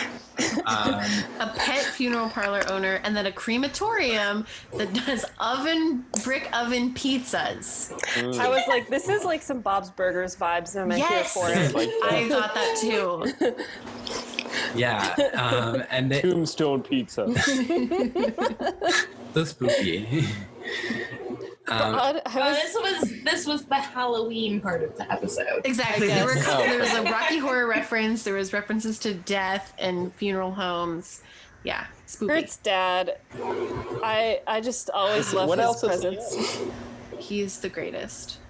Bert's awesome. The only well-adjusted adult in this town. Yeah. Bert to the rescue! So they fund the musical. What were you going to say, Connor? Does Ryan Murphy have, like, is this Ryan Murphy looking for a good relationship with his father, or did he have one, that this is, like, the only positive, like, adult role model in a, like, gay son's life? I don't know. Good question. Yeah. I don't know a lot about Ryan Murphy at all. Don't know. Except for his, like, issues with male pattern baldness and heart health, which, you know, Oh, yeah, with, like, the Sue's comebacks. Yeah. Which we'll get to. So they fund the musical, and then afterwards, Bert tells Sue, he's like, after the musical's done, I'm going to raise as much money as I can to make sure you don't get elected. And Sue's like, hold on there. And she starts insulting his hair. And he's like, hey, the Hummels don't stand up, or the Hummels, something about the Hummels and bullies. Yeah. Like, the whole Hummels have a good track record of dealing with bullies. And she's like, I'm literally horny with fear. Yeah. Was this when Shu said that she's feeding off of, like, the anger in America? And I was like... Oh, this was like Trump foreshadowing. I know. It was so like, eerie. I was like, oh, okay. Yeah, Everything she said went in one ear and out the other. I just, like, I couldn't. Like, with all of, like, regular 2020 politics talk, I was, like, zoning out. I was like, I can't have this in my entertainment, quote unquote, entertainment. Like, I just can't right now. The only thing that was, like, mildly funny was she said Midwest's largest emporium of ill-fitting flannels, and I was like, that sounds like a great store. Yeah. So then at the tire shop, Will comes in and he's like, I just want to thank you for saving the musical. And Bert's like, I have a phone. Is that what you came in for? And he's like, he basically asks Bert to run against Sue. And Bert's like, I'm one step ahead of you. I had Carol look up the like, election laws, and I can be a write-in candidate. He's like, your Glee Club saved my son's life. You know, I really want to defend the arts. And Will's like, I want to be your campaign manager. Because I know nothing about anything, yet I'm going to volunteer to do it because I'm a white man. Yeah, quite literally. He's like, I wear vests. That counts. And he's like, well, Kurt already volunteered to do it, but I guess he needs some adult supervision. Kurt's going to be And we're fine. like, why would you let Shu supervise him? He is not an adult. Like, No. Honestly, Kurt has enough, like, Leslie Knope energy that I feel like he would just be just fine running that I campaign. literally was gonna say, like, okay, Shu is not the Ben Wyatt. Shu is the Ann Perkins campaign manager. Like, Except not even, because Anne, that's some Rashida Jones slander. True. Let me rephrase. Worse than Ann Perkins, and because at least Ann Perkins, like, does things that try to help. Shu is just gonna. Oh God, I don't know. He's gonna rap. I was also like, Sing the thong song. I was like, is this like a backdoor pilot for The Politician 10 years too early? Oh my God. What if it is? What if Ryan Murphy's like, I have this idea, and Fox is like, no, do Glee first. And then he's like, okay, well, I'm going to play with this idea in Glee. Yeah. And so then Bert gets a corner on the talk show because they're like, because we have to give equal airtime to both candidates. And so he's like, Rod Remington, he calls, Alyssa pointed this out, he calls the makeup girl Sweetie. And he calls Sue Susan. And I was like, that man. Susan? What are you, her mother? I need him to, like, die. He is literally like the gross, like, 60s sexism of the entertainment industry that, like, I picture like different game show hosts acting like this to people on set. Like, it's just not greasy. Alex Trebek. It's like Not also, Alex Trebek, Canadian/American treasure, Alex Trebek. That's also one of the reasons why I didn't like the treble tones I hate that name. What your mother said last night, Trebek. Yeah, it was just I don't know. R.I.P. It's Sean just Connery, gross. I guess. The whole thing. He's gross. It was gross. Yeah, he's greasy. Yeah. And so, but they're like, Bert gets gets Bert's corner on the news show. And he's like, I'm a hardworking American. I think we need to save the arts. It's an investment in our future. So he basically refutes what Sue says. Mm-hmm. And he does not wear his baseball cap so everyone can see that he's bald. Yeah, he's putting it all out there. Yeah. He's doing like, like the Vin Diesel, just like, here we go. He's doing the Vin Diesel. I don't know. That's the first person I thought of. Like him or Bruce Willis, I guess. I love it. That's the comparison. Vin Diesel, Bruce Willis, Burt Hummel. Action stars. When you play Daddy Warbucks. Here you go. Amazing.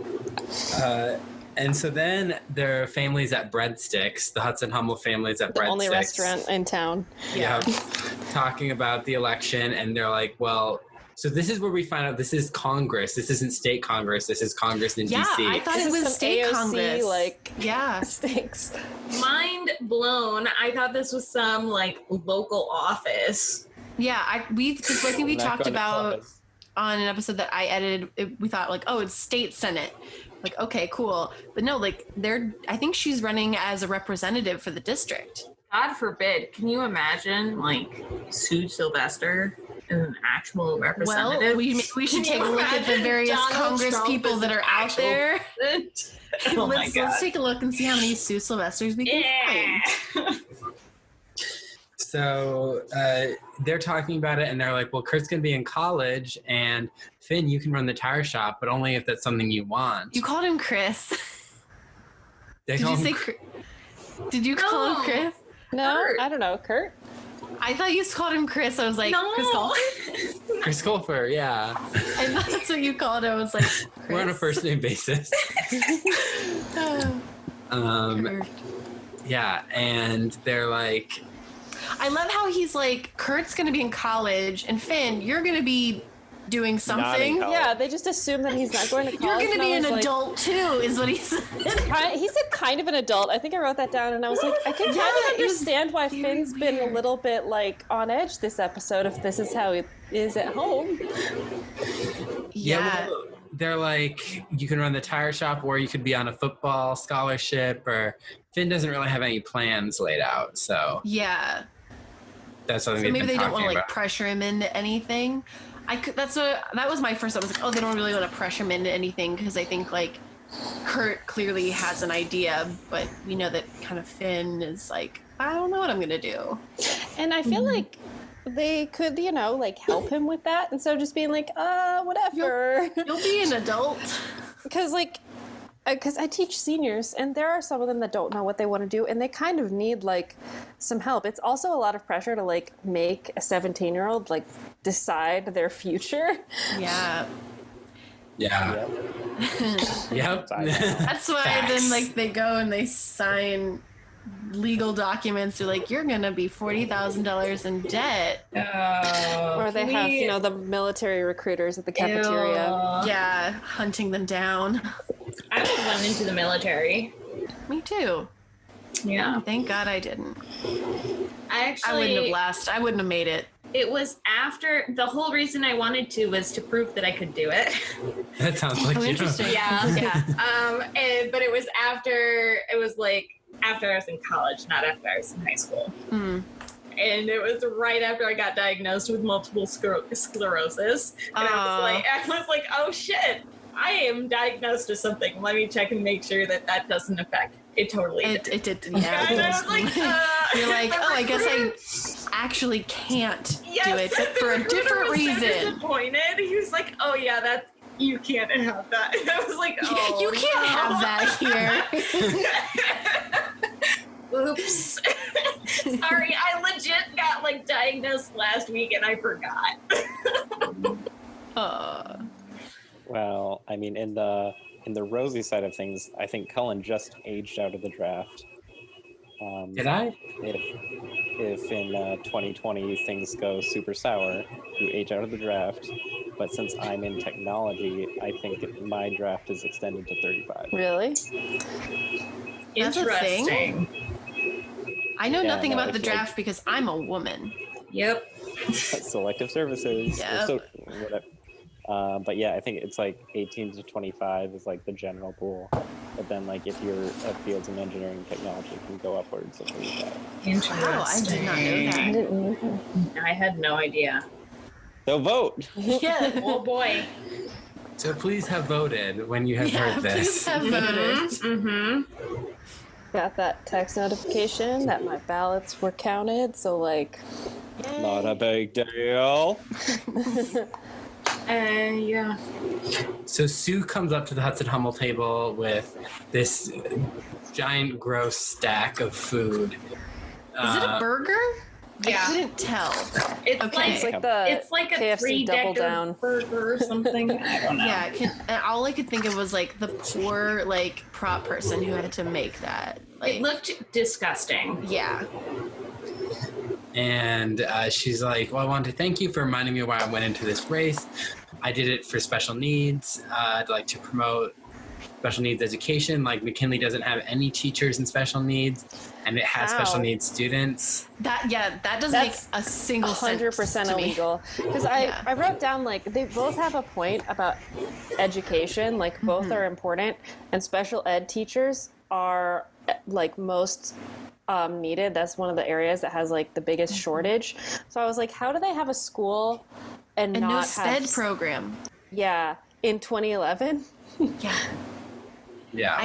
And we know for a fact that they're not a small school. Like they're a big school, like big enough. Yeah. Yeah, Like they they're- have hockey, football, Cheerios, 2 drama. Like I honestly don't think in any universe except the Glee universe could the cheerleading program be that well funded, even from outside source help, and not have a SPED program. You can't just be like, these kids will have no programs. At least one school in your district has to have something. Because like I know there's like some districts that like maybe only one high school in their district has it, and now it's a little bit more like every school has it. Right. And also like this would have been before like Common Core standards, so like there's that, but Common Core standards are only for math and English. There's really? not That was any- before that? Those happened Feels like it's in been around forever. 2014 is when they instituted them. Something I also realized is like there's no national standard for history and science. It's just kind of based upon the state, which explains a lot of That like explains all of so our much problems. about literally everything that's happening right now. Well, it makes That's sense. crazy. Like, there's no science standard because individual states like teach creationism and shit. So They just started That's like- adopting new ones at my school, Yeah. new science. That's bananas. I did not know that. we can get some interesting science in there. Oh yeah, I bet. Yeah. But the state north of me, Georgia, I bet they teach some fun stuff up there. So then Finn Bible asks, Finn asks if he can dig into the gross sandwich. He's a He's like, growing "Can I boy." just Did dig he? in?" Yeah, I he's like, did not catch that. He wanted to eat it. And I was like, still "That's very stunned by the fact they teenager boy." said they didn't Yeah. have a SPED program, and I was like, I blacked out. I felt like that was on brand for like a 17-year-old to be like, yeah, I'll eat it. Does anyone want? No, cool. I'll just eat the whole thing. Teenage kid. And he's Teenage like, and I'll boy. have a whole plate of pasta. "Yep." Kurt's shirt in this scene was also like A+. I don't remember it at all. It had like leopards or something on it. Oh yes, I do remember. Yeah. So that's the end of the musical funding storyline / Bert running. Let me see. How many times Yeah. did I write "Bert is good dad"? Probably at least 4. Bert's so good. Bert is good person. Good person.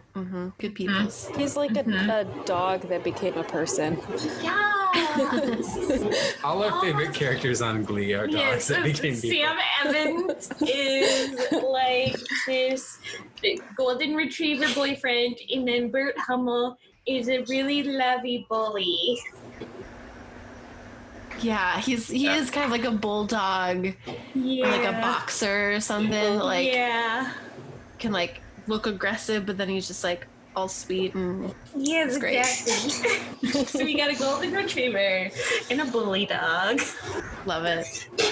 And then we get this storyline: Puck, Quinn, and Shelby. Also, okay, I have like Puck and Quinn. Neither of them look like they're in high school.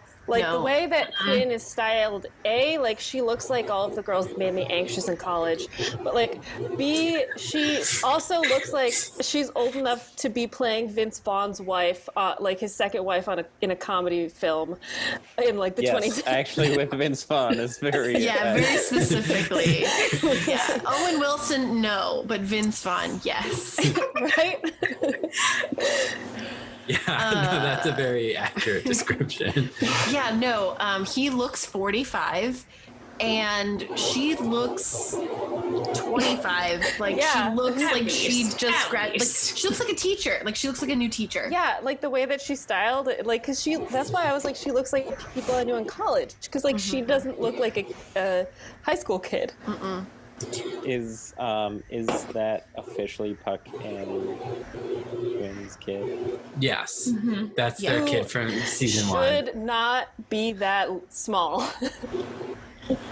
That was 2 years ago, right? Yeah. He would have been born in like the spring of 2010, and it's now fall 2011.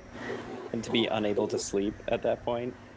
Wow, are we about to mom shame her? I don't know. She would be like one. You haven't sleep trained your baby, your 20-something month old, right? Math. When I was that old, when I was 20 months old, that's when Conor was born, and I was having thoughts. Like, yeah, like, remember that? Yes. I'm sorry, what? Callaghan's have like really good memories. Yeah, that baby is definitely... You remember things at 20 months. I'm still trying to process this. Okay, they're not clear memories, but they're like kind of isolated like memories and like feelings. Like I remember I was like, why isn't my mom here? Why is grandma here? And then I remember my uncle coming over and he got me a big bird, and I was like, why is he giving me this big bird? So you had I'm a Kermit girl. No, I was happy about it, but like strings attached to this gift. Well, at 20 months old, because it definitely felt like I had the feeling that like something was off. Like I knew something wasn't normal, and the part about like you coming home, I remember only what mom told me. I don't necessarily remember like any of like what happened aside from like what our parents told me. But the things that I do remember is mom not being there and Uncle Pat giving me a big bird and being like, I like this big bird, but what's going on? Wait a second. Alien. So I can't remember what I had yesterday for breakfast. This baby should be like at least 20 months old. Yeah. That baby should be kind of talking. That baby should be walking. I'm confused. I think maybe they forgot. Last season, they forgot that Quinn had a baby, and then they were like, "We gotta find a baby." Like that's how baby happened. work. What how they do. Work. Yeah. Ryan Murphy's like, "What's a baby?" Is Puck's mohawk always off center? It is this season. I think in previous seasons it was cut lower, but now it's got more hair, and it's worse. He just does not feel like a high schooler at all. Like even in the scenes in the Glee room, I was like, why does he have the vibe of a guy who's like just trying to take up improv to like overcome his like addiction problem? Who is this guy auditing a class? At a high school. Spit take.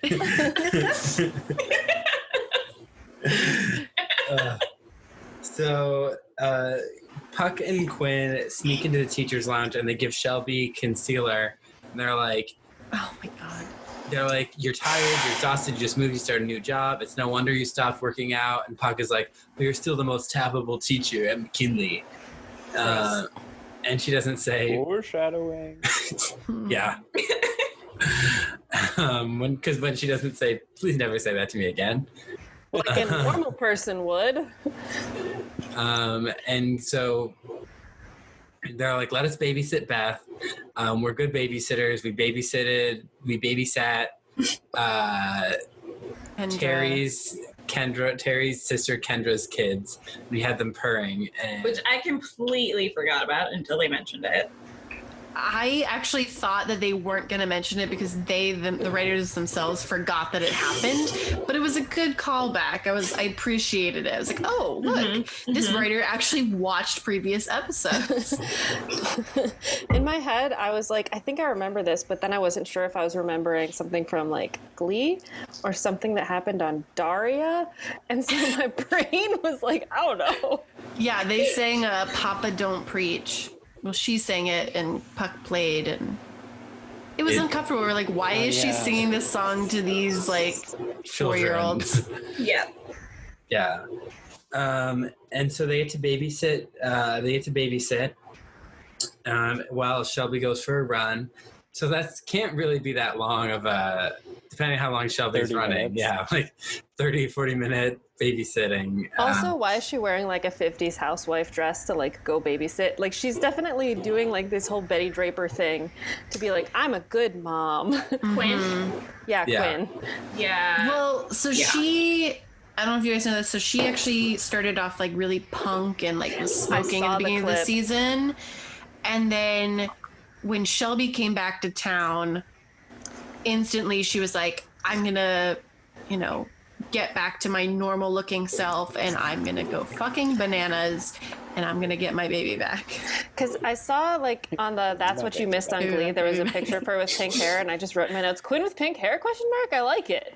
Yes. We loved it. We stand a pink haired Quinn. And then she's like, I'm gonna frame Shelby, who clearly is trying her best to take care of this baby, who happens to biologically be mine, but I'm gonna be not great and tried to frame her. Why does She's they a hate Quinn so psycho. much? She's a psych. I'm trying not to use such aggravated language because I'm just like, this is the writer's fault. Because like Quinn, like none of this makes sense. Like Quinn would not do this. No, she wouldn't, but she did. So I'm just saying that she's acting like a psychopath. And if she actually thought about it like a real person and would like notice. Where is Judy actions, Fabray?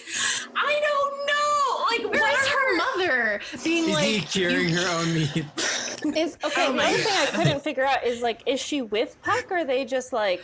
Great question. I was wondering that too. I was like, are they just like They're not together. Are they I just don't think. planning together? Like, are they going to co-parent but not be a couple? Like, what is their plan? They don't have one. What's They're gonna high schoolers. Yeah.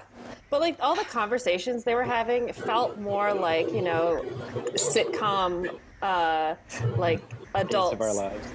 Yeah, and I feel like, what was I going to say? Quinn just is selling herself short. Yeah. She doesn't ever have a consistent character arc, and it's because the writers really don't. Yeah, they use her in whatever way they think is going to benefit the drama of the story, and it's very disappointing. And so she's a psychopath this episode. And it's not enjoyable to watch. Like, I'm like, who is this fun for? Not. It's really disconcerting when Puck is the voice of reason in this pair, and I'm like, yeah.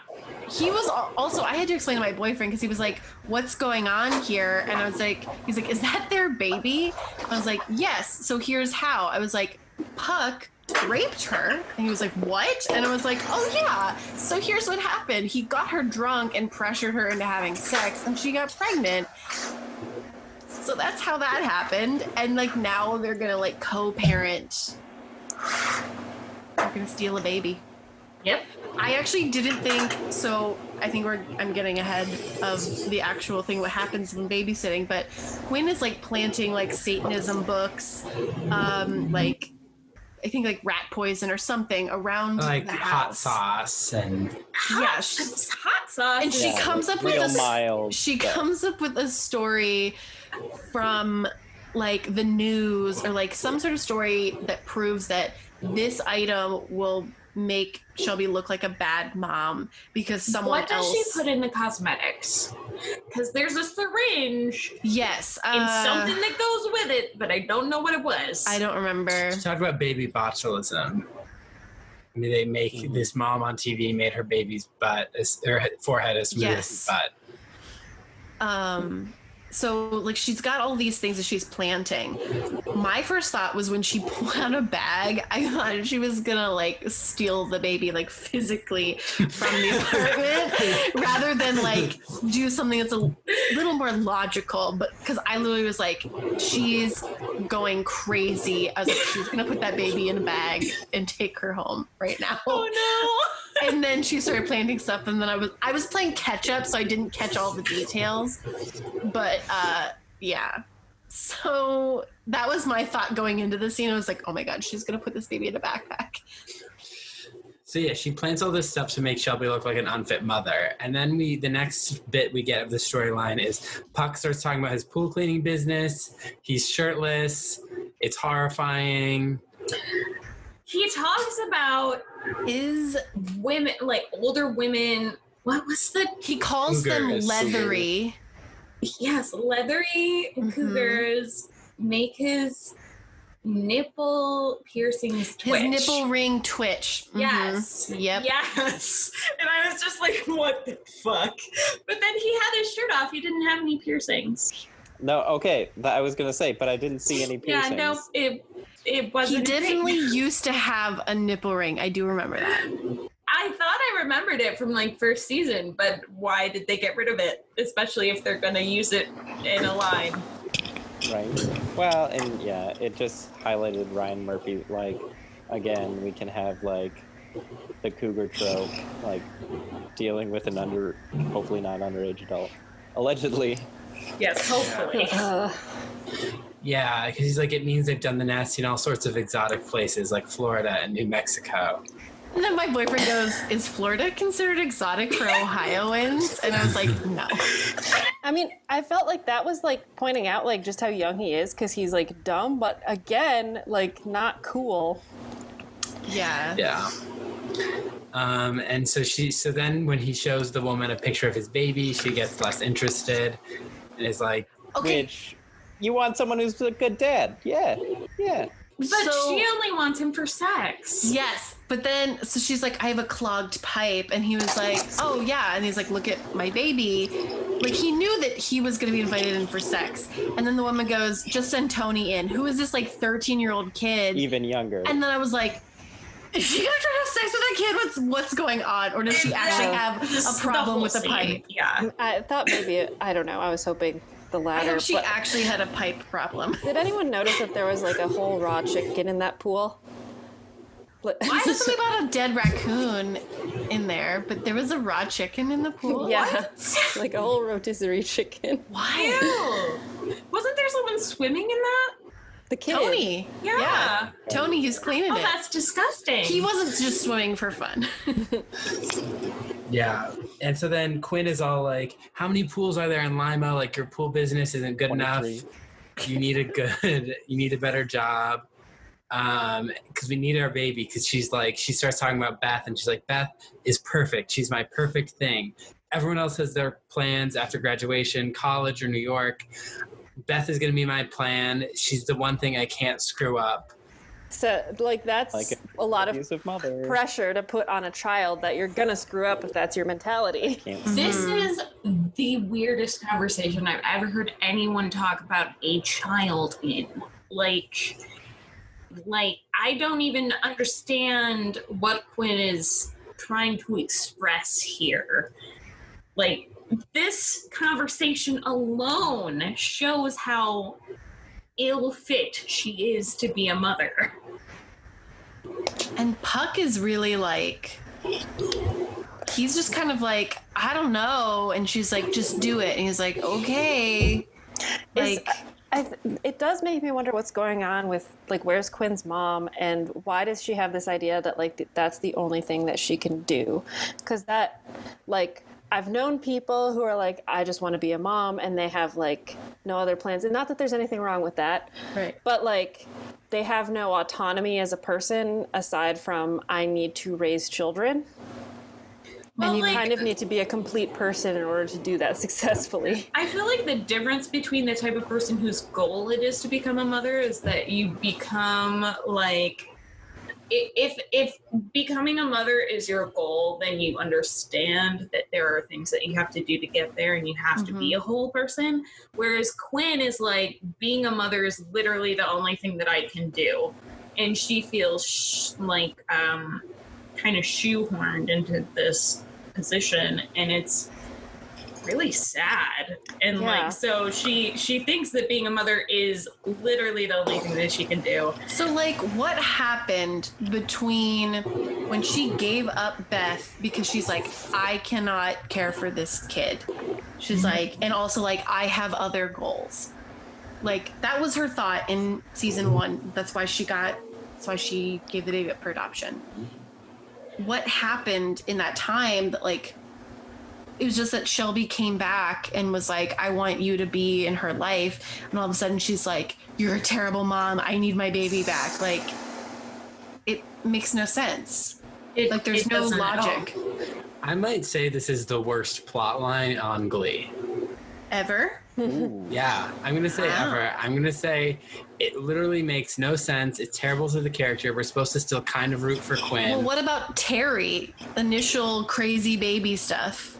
That Terry was villainous, and like, we weren't supposed to feel connected to Terry at all. Are we supposed to feel connected to Quinn? They want You think so? Yeah, they're trying to with the whole she's my perfect thing. We're supposed to be like, Quinn, we get it. But like, what she's doing is so evil. Yeah, that's why I'm like, I mean, it could just be like, I'm so distanced from the whole show that like I can't even connect with it. But I guess if I was like a teen watching this and I saw Quinn go through whatever she went through, I guess I might be able to better connect with it. But yeah, it's just so evil. And I also feel like this show, a lot of times, it's like women have two emotions: want man or want baby.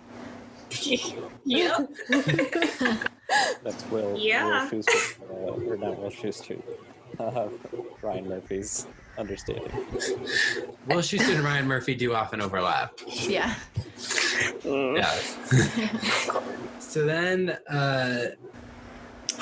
Shelby gets a job for Puck doing like the pool cleaning at her condo complex at the indoor pool, so it'd be all year round. And then he comes by to thank her / remove all the items that Quinn planted. Text. Just do it in text message. Yeah. I guess like his motive, because actually I was like, oh God, is he coming over here literally to just like flirt with her? But then he like starts to sneak around the house and stuff, and I was like, oh, okay, I get it. He's cleaning up Quinn's mess, essentially. Yeah. Also, like, nefariously calling Child Protective Services, I'm pretty sure, is a felony. She called because she planted all these things because she wanted to be able to call them and be like, oh my God, she's got hot sauce in the fridge or whatever. They like, take all of your information, and that's like a record, and it's not necessarily like a public record, because like I've had to do this before as an educator, because I'm a mandated reporter, and they take all your information down, and it can either like, you know, become a case of something seriously wrong, or like it just, you know, gets filed away and nothing happens. But they also like come and follow up with you on it, and like, did anything happen from this? How did it work out? And stuff like that. It's not just like, oh, you can just call this. Press 3 if you're just a if you're very last high school student who has a recent hair color change. I just like, it feels like Cullen said, like, I think it's like, unfortunately, the perfect word for it. Like, it feels evil that she's doing this. Like, there's no logic to it. It's wicked stepmother behavior. Yeah, it's Rumpelstiltskin. Haha, I'm gonna steal your baby. Yeah, and not to mention one of the undertakers in the funeral home contingency. I forget what the Rotary Club. I was like, why does he look like Rumpelstiltskin from Once Upon a Time? Why is he here? The guy with long hair. Yeah. Yeah. I actually thought it was that actor at first. I was like, wait, nope, not the same guy. So then Puck is removing all the evidence, and Shelby's like, I know you're trying to help, but you just need to go. This isn't a good time. And then he's like, yeah, because that baby is crying. Like, also, did we say that, like, literally she was putting the baby down to go to sleep in what was not a crib? It was a playpen. And she literally was, like, just falling asleep. And then This baby also looks 6 months old. True. So, like, she had just gotten the baby to kind of start to sleep, and then he knocked and kind of, like, ruined it.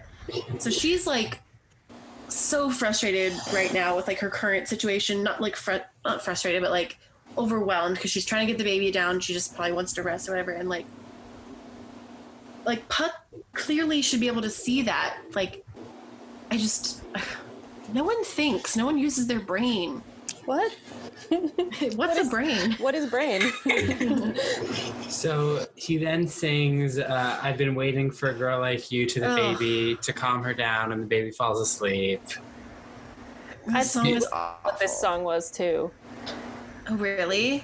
Well, it's not a really recognizable cover. Like, it seems very different from the original. Yeah, that's why I couldn't figure out what it was, and it was very like wah wah wah. Like, yeah, most of the songs in this episode. Yeah, I definitely knew this one. songs. But then my mom used to play like 80s music all the time, so that's Yeah, same. If it was the original, I would have known it. The cover is not super, like, it took me a second. It was really until I got to the chorus, and I was like, oh, okay, I recognize the lyrics rather than the melody, because the melody was a bit off. And there was just a guitar there. Yeah. I guess Just she's happened a to be music there. teacher. Yeah. Yeah, I was like, oh, did he leave that there? Oh, no, that might be hers. I thought he had left it there, like, from when they went to babysit or something. And then she's talking about how her dream is to be a mother, but it's everything she wanted, but it's so overwhelming. And the hardest part is that she's doing it by herself. But then she's like, there's no one to share the triumphs with and the happy moments of when she first stood. I wanted to look over and for there to be someone who loved her as much as I did. And then Puck promises to be there for her. There's a hand touch too, isn't there? Yeah, there's a grasping Not under a hands. napkin. Yeah, No napkin Those. condoms here. I really felt for Shelby in that moment. But then, like, she was saying it to Puck, who I knew was gonna, like, that's not, I don't think this is something you confide in the 17, 18-year-old father, like, biological father of this child. Like, No. because that's just gonna make him want to respond emotionally. And There's a lot of adult conversations that are had with children on this show. it's just like, these are children. They are not mentally and emotionally developed for this yet. Well, I am hoping that he's an adult legally by Right. now. Yes. Really, really, really hoping. Yeah, because in the final song, while Damien's singing, we get a shot of Puck and Shelby kissing at the very end of the episode. Oh, I forgot that happened.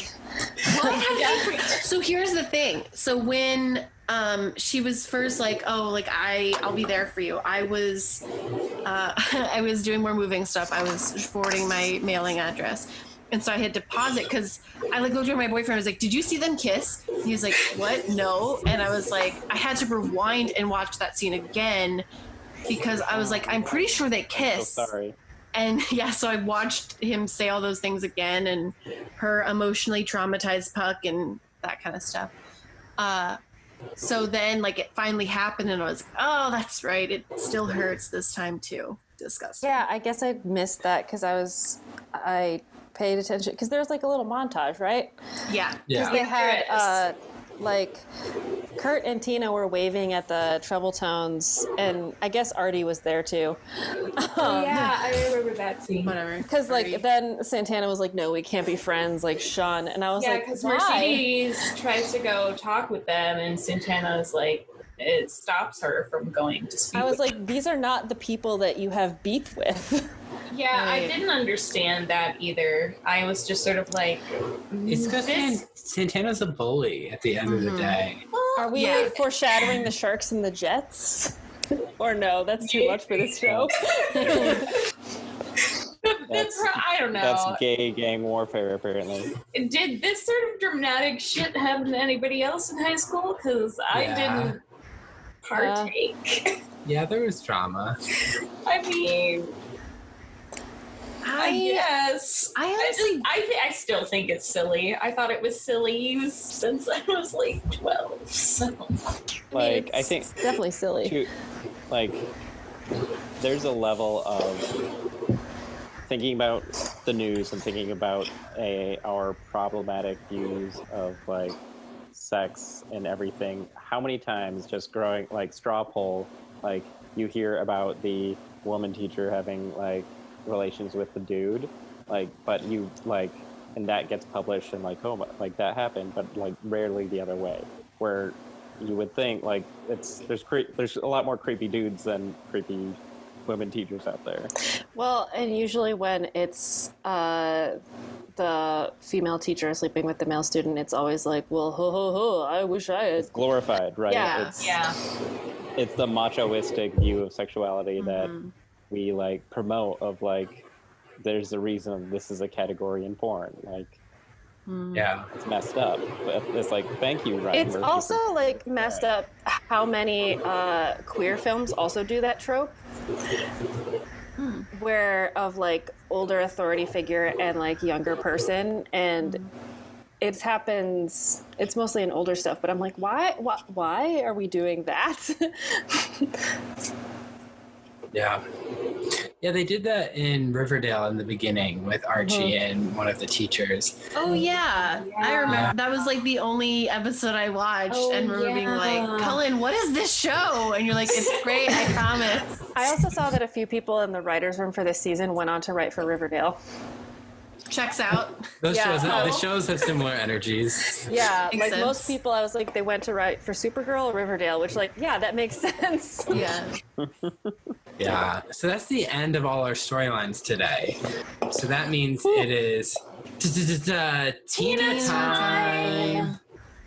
3 lines. She got a total of 3. 3 lines for Tina. And right at the top. Yeah, right at the And they beginning. involved Yep. crying. At least it didn't involve playing chopsticks on the piano. Yep. That happened last week. That was a couple weeks ago now. Was it? Yeah. No, that was last week. We No, that was literally. Purple Pianos. Not Was Asian it? F. Oh, I thought it was Yeah. Asian F. It was Purple Pianos because the pianos all died Oh, that's right. and they were all wearing purple. Yeah, that's why. That's why they died, because they wore purple. So. What are you pointing to, Suki? She's a cute. Aw, she flop. Yeah. She Yeah. fluffy bunny. So now let's talk about our MVPs and LVPs. Caitlin, who is your least favorite character this episode? I forgot to pick one.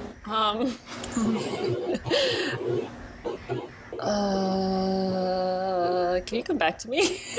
Yeah. Connor, who is your least favorite character this episode? Quinn, probably.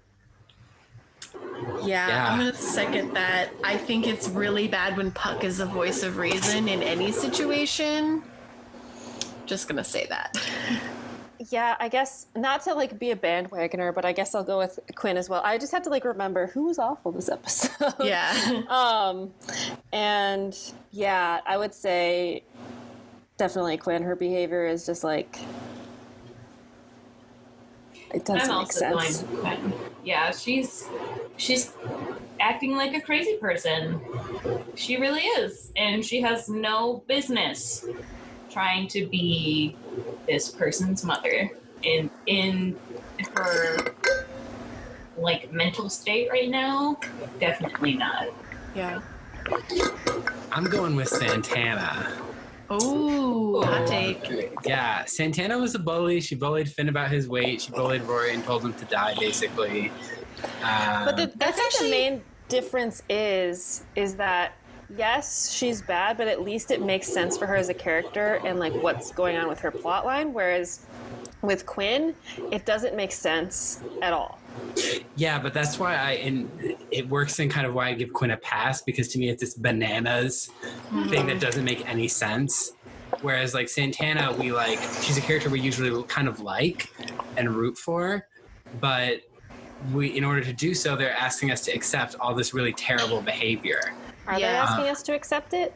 Yeah, because the same way they want us to accept Rachel's shittiness, in the way it's just her trying, and sometimes Rachel's just being a legitimately bad person and a bad friend, and Santana is being a bully to these other people, and it builds up. Yeah, Santana's character is badass, but the badass rolls over into being a bully. That actually, I wanted to ask this when we were talking about it.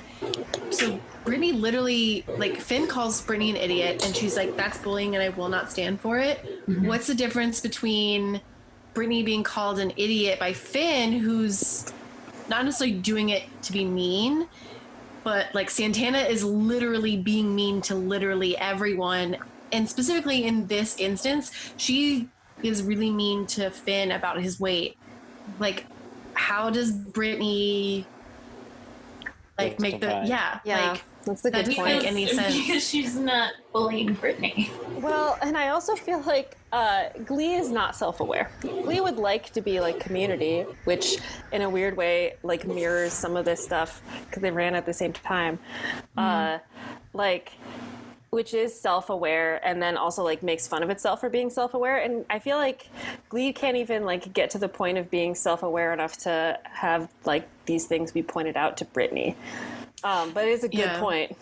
Yeah, because that's what I was so confused. It was he called you an idiot in not necessarily a mean way. He basically misspoke because I don't think he would actually ever call her an idiot. But Brittany Santana is straight up rude to people all the time.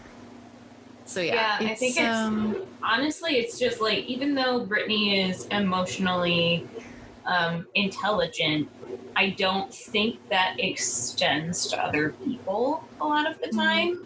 She's more emotionally intelligent and balanced when it comes to herself. So she's aware that Finn was bullying her, but she's not necessarily aware that Santana is bullying Finn. And I feel like Santana just consistently lashes out at people, and she wants to be in her bubble with Brittany and kind of lashes out against anybody that tries to pop that bubble.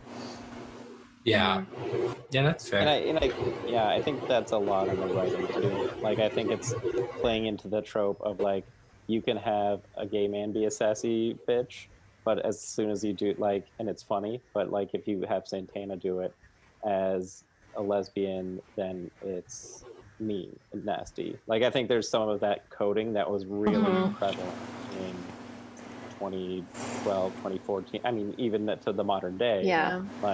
But I think that's they're gonna hit it. It's gonna be a stereotype that they're gonna hit. Yeah, no, that's valid. So Caitlin, very complex for Glee. Yes, layers. So many layers. This is practically Shrek. So Caitlin, who is your favorite character this week? I'm gonna go with Bert Hummel. Mr. B. I think it was my favorite last time I was on. Also followed closely by Brittany. Both of them were my top two people this episode. You just like him because the actor is Mike O'Malley from Boston, Massachusetts. Honestly, same though. I'm going for Bert. He's definitely the most sane person on this show, and especially this episode. Yeah, Bert 2020. Yeah. I can say that because we will have already voted and no one can continuously vote. So you can't just write him in as a candidate, but yes, Bert 2020. Yeah. You could even go the Hummel family had a good episode. I think Finn he had roles and had flaws in this, but also was making an effort. So it was a good episode, but I think Bert stole the show. Yeah.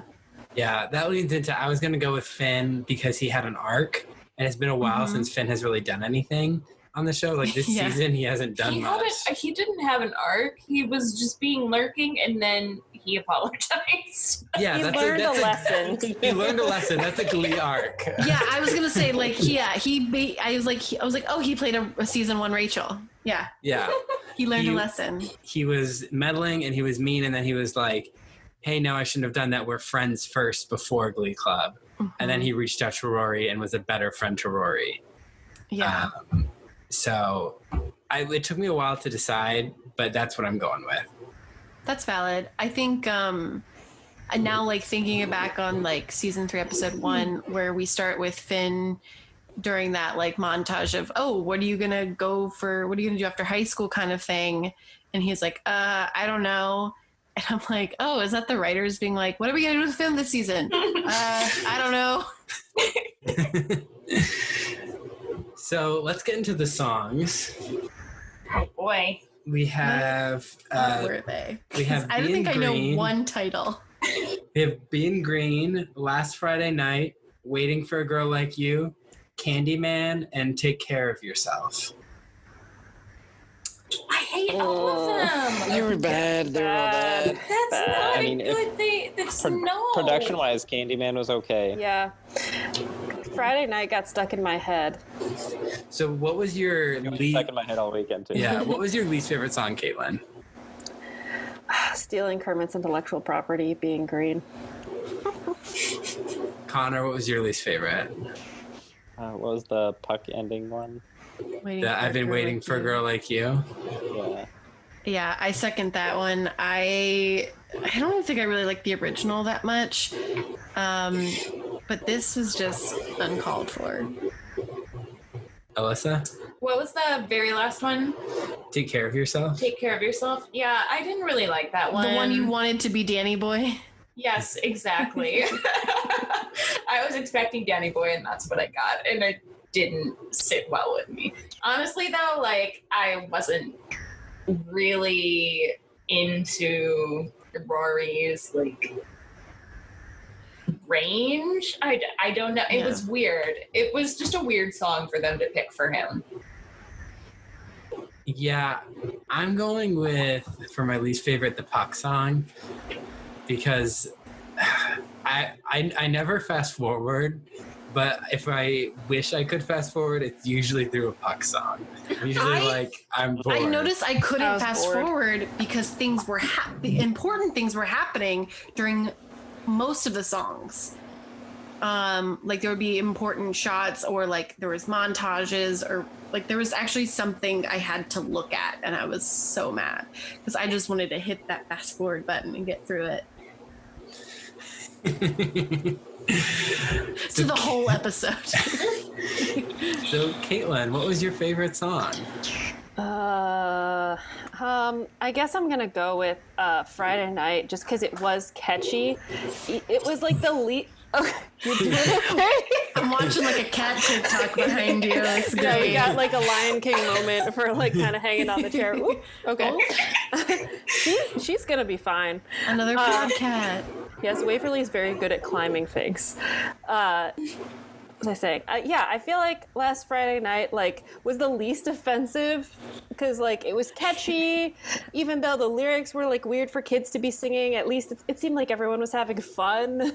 It made no sense for it to be happening, but like sometimes you need a song to move the story along. I don't know.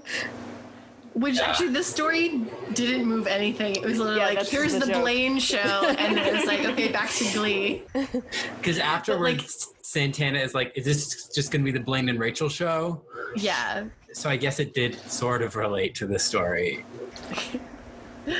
But served that purpose. Yeah. Yeah. Connor, what was your favorite song? Favorite.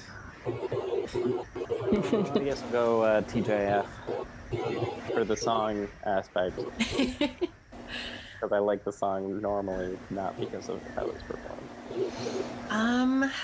I'm gonna go Candyman just because I love Christina Aguilera, and I really loved their voices together. All three of them, they sounded really fantastic. Sugar Mata had a little dancing moment. I guess I was kind of proud of her, but I did sing along and kind of like dance along, and but then I remembered, like, I heard the lyrics and translated them into my brain into like thoughts, and was like, oh no. But then I was like, you know what? I'm just gonna ignore that. So. Alyssa? I'm gonna go with Being Green because it's literally the song that I hated the least, only because green is my favorite color. That's valid. We stand green. This is a propane podcast. Yeah, green is our color. Yeah. And literally. Yeah. Literally. Yes. I mean, yeah. Green is a good color. All the Callahans love our Katy Perry because I'm going with TGIF. I like the cover. It's on my Glee playlist. I like that they're all like dancing around and having fun. And you remember that these kids are actually friends and they have fun together sometimes. Artie takes a picture of Mike and Tina, and then like Tina's chasing him around. Some like fun little interactions there. So that was my favorite. Nice. Wow. So that brings us to the end of our episode. That like flew by. That was crazy. Only 3 plots. Yeah. 3 plots. Flew by 2.5 hours later. I was like, okay. Do Caitlin and Conor, any social medias you'd like to plug?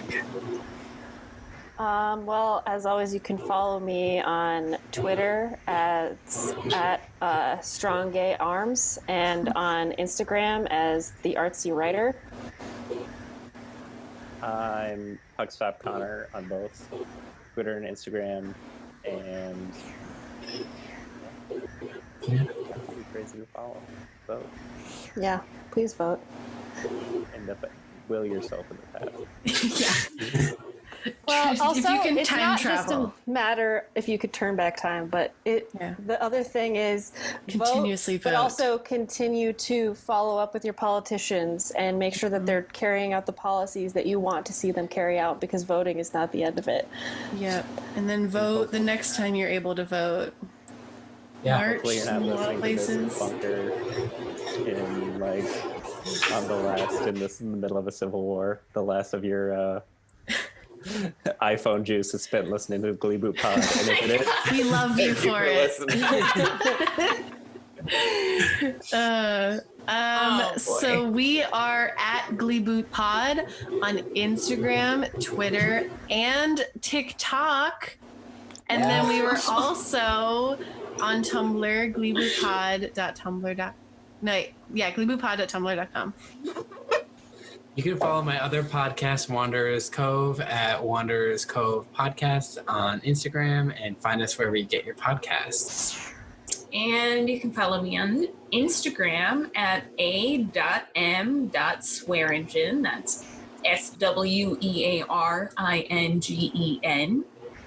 That's it. Yay! Yay. Yay! Tune in next week for an episode called The First Time. Oh. Oh no! Oh no! We're excited. No. Okay.